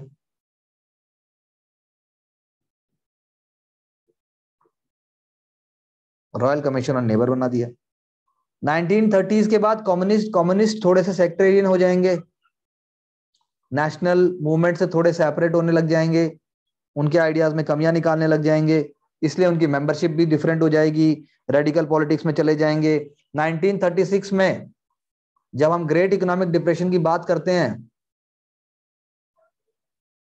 तो भी वर्कर्स का बहुत इंपॉर्टेंट रोल होगा, लेकिन जो है वर्कर्स जब तक जो है थोड़े बिखर गए हैं, देश में भी सीडीएम में भी इतना रोल नहीं रहेगा, सीडीएम के बाद भी जो है चीजें थोड़ी सी बदल जाएंगी, और एआईटीयूसी जो है उसमें स्प्लिट पहले ही हो जाएगा। कुछ जो बोलेंगे कि हम रॉयल लेबर कमीशन को सपोर्ट करेंगे, कुछ बोलेंगे हम नहीं करेंगे, दोनों बातें हो जाएंगी, एक करेगा एक नहीं करेगा। एक्सट्रीमिस्ट बॉयकॉट करना चाहते हैं, मॉडरेट ज्वाइन करना चाहते हैं। तो एनएम जोशी और वीवी गिरी ये क्या है, मॉडरेट, ये ज्वाइन करना चाहते हैं, तो ये क्या बना देंगे, अपना all India trade union federation बना देंगे, ये बना देंगे अपना all India trade union federation. V V Giri इसके प्रेसिडेंट बन जाएंगे। ओके, तो कम्युनिस्ट ने जो है all India trade union Congress जो थी उसको छोड़ देंगे, all India trade union federation बन गया जी अपना वीवी गिरी के अंदर में। ये किससे बन रहा है, आपका एआईटीयूसी से बन रहा है, इससे बन रहा है ये। ऐसी एआईटीयू से जो है एक और स्प्लिट हो जाएगा, आपका रेड ट्रेड यूनियन बन जाएगा। रेड ट्रेड यूनियन कौन बना रहा है, ये बना रहे हैं आपके कम्युनिस्ट। कम्युनिस्ट रेड हो गए, वो हो गए, और इसलिए सीडीएम भी वो छोड़ देंगे। लेकिन 1935 के बाद और रेडिकल आइडिया स्टार्ट हो जाएंगे। क्विट इंडिया मूवमेंट में वर्कर्स का इंपॉर्टेंट रोल होगा, मे डे भी बनाएंगे वो, और कम्युनिस्ट के मना करने के बावजूद भी जो है वर्कर्स जो है वो मदद करेंगे, किसमें, क्विट इंडिया मूवमेंट में। 1937 में जब मिनिस्ट्रीज बनेंगी, वी विल डिस्कस दैट, तो तब भी workers will be playing an important role. उनके लिए जो है आप कह लीजिए कि कानपुर वर्कर स्ट्राइक, बॉम्बे, शोलापुर, जमशेदपुर, जब भी जितनी भी जगह हैं, सब जगह जो है थोड़ा सा वर्कर्स के सपोर्ट में काम किया जाएगा। जैसे कानपुर के अंदर एक बनाई जाएगी Kanpur labour inquiry committee,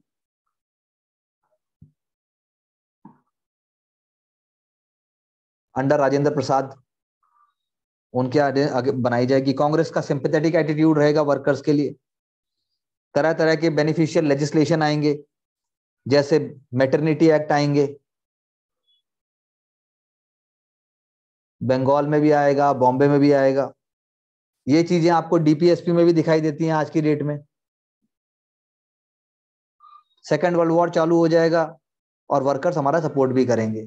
Soviet union पे जब अटैक हो जाएगा तो वर्किंग क्लास जो है, सोवियत यूनियन पे जब अटैक होगा तो वर्किंग क्लास जो है वो ब्रिटिश के अगेंस्ट हो जाएगी, और सोवियत मतलब ब्रिटिश के अगेंस्ट नहीं रहेगी। बेसिकली वर्किंग क्लास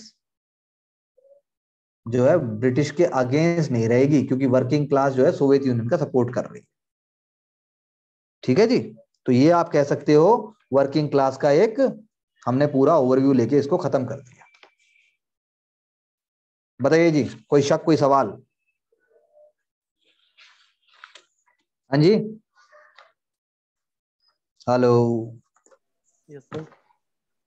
मैंने कहा कोई शक, कोई सवाल? सर ये कुछ वर्ड लिया हमने, कम्युनिज्म, सोशलिज्म, सर में बेसिक डिफरेंस क्या होगा बिटवीन कम्युनिज्म एंड सोशलिज्म? और अभी एक बताऊं कि बाद में बताऊं? जब आप उचित लगे। हाँ, जब आपको ठीक लगे कि अब समझना चाहिए।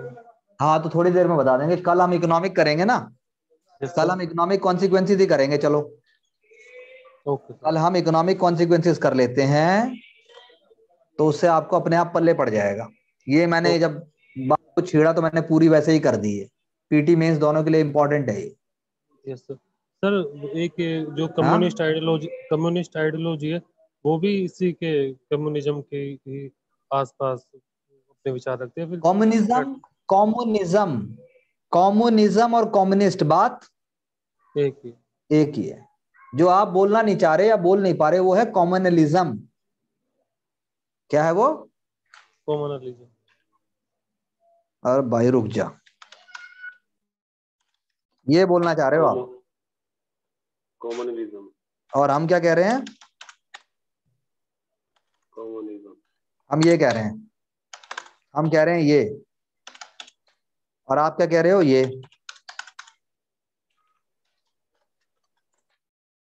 ठीक है, आप कह रहे हो 1 और 4, 1 और 5, मैं कह रहा हूं 2, 3 and 4 आर। हाँ अरे आगे तो बोल लो। हाँ जी सर। समझ आया? Okay sir. और बताइए, और कुछ आज के लिए? नया टॉपिक तो शुरू करने का कोई लाभ नहीं है। बताइए बताइए। रिवीजन करवा देंगे सर कल। रिवीजन आज तक जितना हुआ है क्वेश्चन आंसर पूछ रहे हैं सर कल। पूछ लूं कल क्वेश्चन आंसर? हाँ टॉपिक दे दो सर उस पे। आज तक जितना किया सारा रिवाइज कर दो। चलो आज तक जितना किया सर। क्यों नहीं कर पाओगे? कर लेंगे सर। क्यों भाई? जनता बोलेगी, सारी की सारी जनता चैट बॉक्स में लिखेगी तभी कुछ होगा। जनता बोलो। हैं? कल पूछ लेते हैं तुमसे इधर उधर के सारे क्वेश्चन जो हो सकते हैं। बोलो भाई, लिख तो दो जल्दी यार। तुम ना लिखोगे, ना बोलोगे, ना कुछ करोगे, और तुम बोलते हो हम पढ़ रहे हैं। हाँ पढ़ ही रहे हो तुम, प्रिपरेशन थोड़ी ना हो रही है। सीख नहीं रहे तुम। मैं चाहता हूं तुम सीखो, तुम चाहते हो तुम पढ़ो। बड़ा प्रॉब्लम है, हमारी और आपकी विचारधारा में बहुत फर्क है। बाकी सब लोग लिखो जल्दी चैट बॉक्स के अंदर। अरे ओके, ट्रू, यस, फॉल्स कुछ तो लिख दो। मंडे को करो सर। क्यों भाई मंडे को? रोहित बीमार है आज तू? आज क्या है? बीमार तो नहीं सर, फिर ये सैटरडे संडे मिल जाएगा अच्छे से पढ़ने के लिए। हाँ ये बात भी तेरी सही है। आज क्या दिन है? आज सर बुधवार। तो 2 दिन और कर देता हूं मैं। एक जितना थर्सडे फ्राइडे तक होगा उतना मंडे को कर लेंगे। यस सर, फिर 2 दिन मिल जाएंगे ना रिवीजन करने के लिए हमारे को भी अच्छे से। यस सर, फॉल्स सब लिख दिया है सर। हैं? मतलब सचिन? सर हम लिख रहे हैं। Sachin yes sir. क्या कह रहा है भाई तू? ये कौन सी अंग्रेजी है, मेरी समझ नहीं आया। सर मैंने वर्ड से लिखा है जो आप कहते हैं ना, ओके ट्रू यस फॉल्स कुछ लिख दो। तो सब सारे कुछ लिख दिए सर। सारे लिख दिए तूने? हैं? तो तेरा कौन सा है इसमें से? पूछ लो सर, जितना आता उतना बता देंगे, नहीं आता तो क्लियर हो जाएगा। हाँ ये बात भी सही है। तो ठीक है, कल और परसों तक हम सारा कवर कर लेते हैं, मंडे को कर देंगे उसको फिर, है ना? ओके राजीव। Okay sir. अब तुम मुझे क्या दोगे बदले में? और क्या करोगे?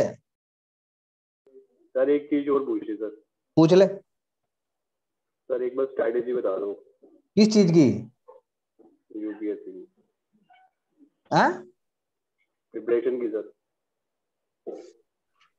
देखो वो बड़ा कॉम्प्रिहेंसिव टॉपिक है, उसके लिए अलग से करेंगे। या तो स्पेसिफिक क्वेश्चन पूछ लो तो वो तो बता सकता हूं। जनरल तो यार आदमी के हिसाब से बात होती है। जनरल तो बात क्या करी जाए, कुछ बातें हो सकती हैं लेकिन अब 2 मिनट में तो नहीं हो सकता। आप अगर कुछ पूछना चाहते हो तो मुझसे पूछो, मैं उसका जवाब जरूर दे दूंगा। सर आपने 6 to 12 एनसीईआरटी बताई थी। मैंने क्या बताई थी? कि 6 to 12 तक जितनी एनसीईआरटी वो सारी पढ़ लो। हाँ वो तो पढ़ नहीं लो, इसमें सारे। हाँ जी। वो पढ़ तो कोई भी लेगा, उसको करना आना चाहिए आपको। तो सर ये सारे सब्जेक्ट के लिए अप्लाई होता है या सिर्फ हिस्ट्री के लिए? नहीं, सारे सब्जेक्ट के लिए अप्लाई होता है। सब सब्जेक्ट की अप्रोच डिफरेंट होती है। हर सब्जेक्ट की डिग्री का डिफरेंस है। क्या? डिग्री का? हाँ, डिग्री का। और पढ़ना आना चाहिए, निकालना आना चाहिए, और पढ़ते हुए मरना नहीं है। Okay sir. हाँ, there are different ways. NCERT सारे हाँ सारे बोलो। सब्जेक्ट की अगर एनसीईआरटी लेके आएंगे सर, ये तो सर बहुत ज्यादा हो जाएगी। क्या बात कर रहा है यार तू कौन सी दुनिया में है? कौन सी दुनिया में हो आप? क्यों सर? भाई देख, ऐसा है, एग्जाम है। एग्जाम नाम की एक चीज है। एग्जाम हिंदुस्तान में होगा, और हिंदुस्तान में कंपटीशन है, मेरिट बनेगी। जैसे क्वेश्चन आते हैं, उस क्वेश्चन को ठीक करने वाले लोग भी हैं। अगर आपको वो क्वेश्चन ठीक करने हैं और औरों से ज्यादा करने हैं, तो काम आपको ज्यादा करना पड़ेगा। बात समझ आई मेरी? Okay sir. इसका कोई शॉर्टकट नहीं है। हाँ, मार्केट में पुलिंदे मिल रहे हैं तरह तरह के। 20 दिन में पॉलिटी कर लो, 5 दिन में हिस्ट्री कर लो, 6 दिन में ये कर लो, मैं जो क्वेश्चन कराऊंगा वही आएंगे, हमारे कोर्स से सारे क्वेश्चन आएंगे। तो ये वैसे ही है जैसे पॉपकॉर्न और फ्रेंच फ्राइज होते हैं। उसका कोई शॉर्टकट नहीं है। तो ये तो मिनिमम है। क्या है?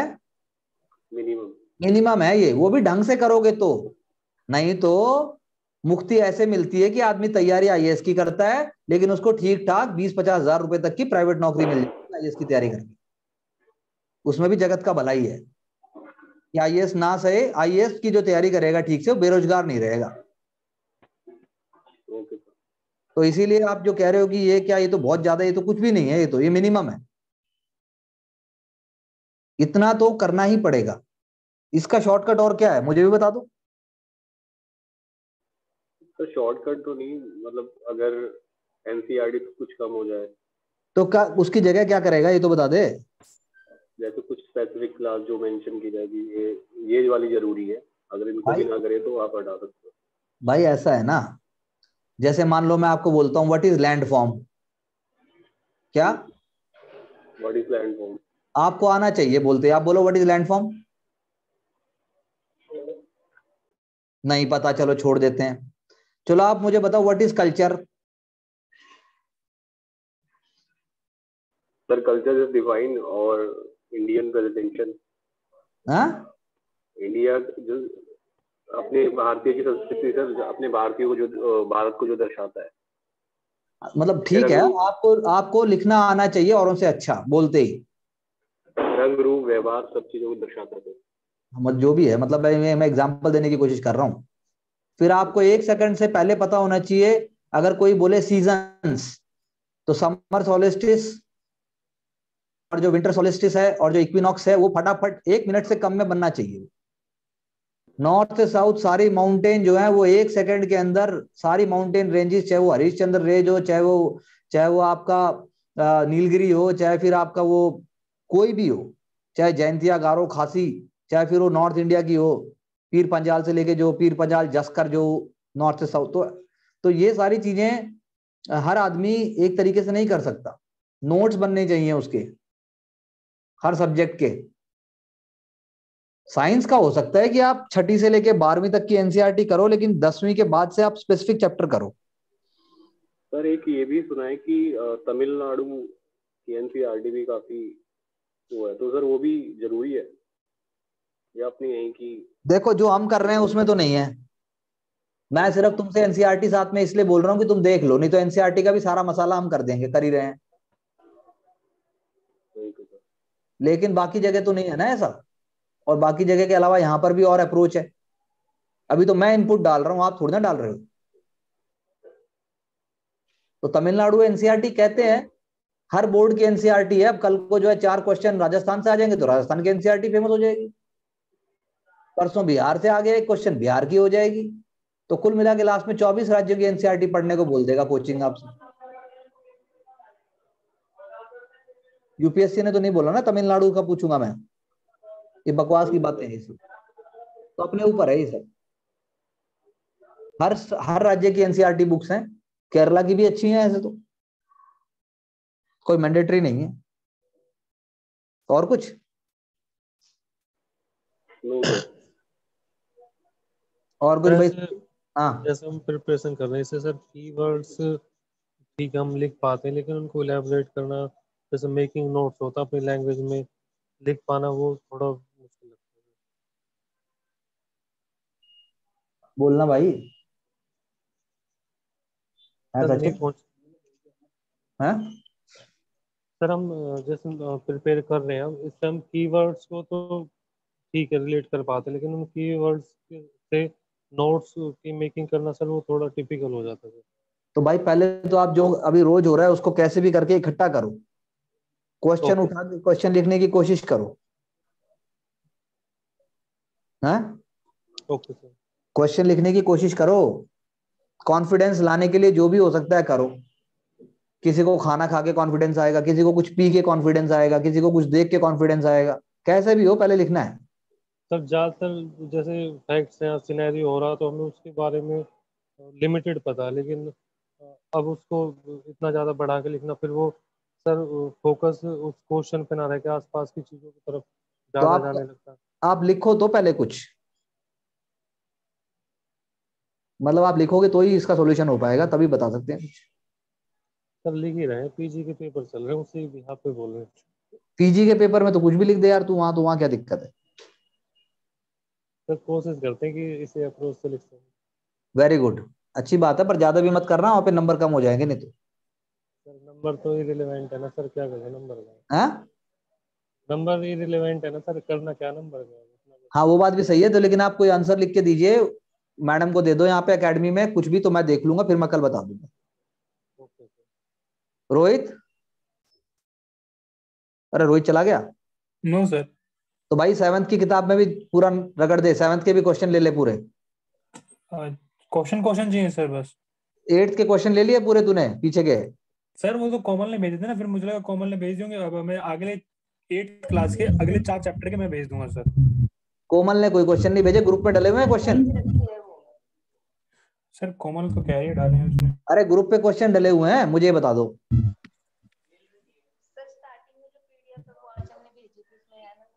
हाँ स्टार्टिंग में जो आपने पीडीएफ भेजी थी ना आंचल ने, तो उसमें है सर।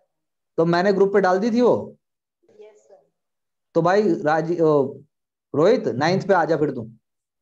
9th में सर वो रिवॉल्यूशन है, French revolution, Russian revolution. 11th पे आ जा फिर। 10th में ले सकते हैं सर। 10th ले ले, 10th में मॉडर्न इंडिया है। देखता सर। 2 चैप्टर होंगे लास्ट के। Yes sir. वो ले ले। 11th में सर, फिर 11th में आई थिंक 11th में एंशिएंट आ जाएगा सर। फिर मिडिवल आएगा, फिर मॉडर्न आएगा। Okay sir. तो पहले मॉडर्न को लेंगे बाद में हम, पहले आप 10th वाला ले लो, और फिर ओल्ड एनसीईआरटी में ले ले। Yes sir. ठीक है। ओल्ड तो नहीं सर, नहीं है मेरे पास सारी। अरे कोई नहीं, कोई और ले लेगा, तू नहीं लेगा तो यार यस सर। अभी जीना मैं तो 7th पड़ेगा। का भेज देता हूँ। पेपर 7th ऐसे के कैसे, क्वेश्चन पेपर और ऐसे। 8th के हाँ? Last chapter. हाँ आप कर लीजिए। Yes sir. और बता, और बताइए मेरे लायक कुछ। No sir. Thank you very much. कल हम जो है इकोनॉमिक ड्रेन ऑफ वेल्थ ये सारा करते हैं, इकोनॉमिक चेंजेस एंड कॉन्सिक्वेंसेस। उसके बाद हम नेशनलिज्म पे आ जाएंगे, नेशनलिज्म कैसे राइज हो रहा है, मॉडरेट आ जाएंगे, एक्सट्रीमिस्ट आ जाएंगे, नेशनल मूवमेंट में एंट्री कर जाएंगे। पेजेंट वर्कर मूवमेंट हमने कर ही लिया है, पेजेंट भी कर लेंगे मौका पाते ही। ठीक है जी, है बंधु आ रहा हूं। Okay yes sir. Sir. Thank you very much, all the best, bye bye. Thank you sir, take care. You to.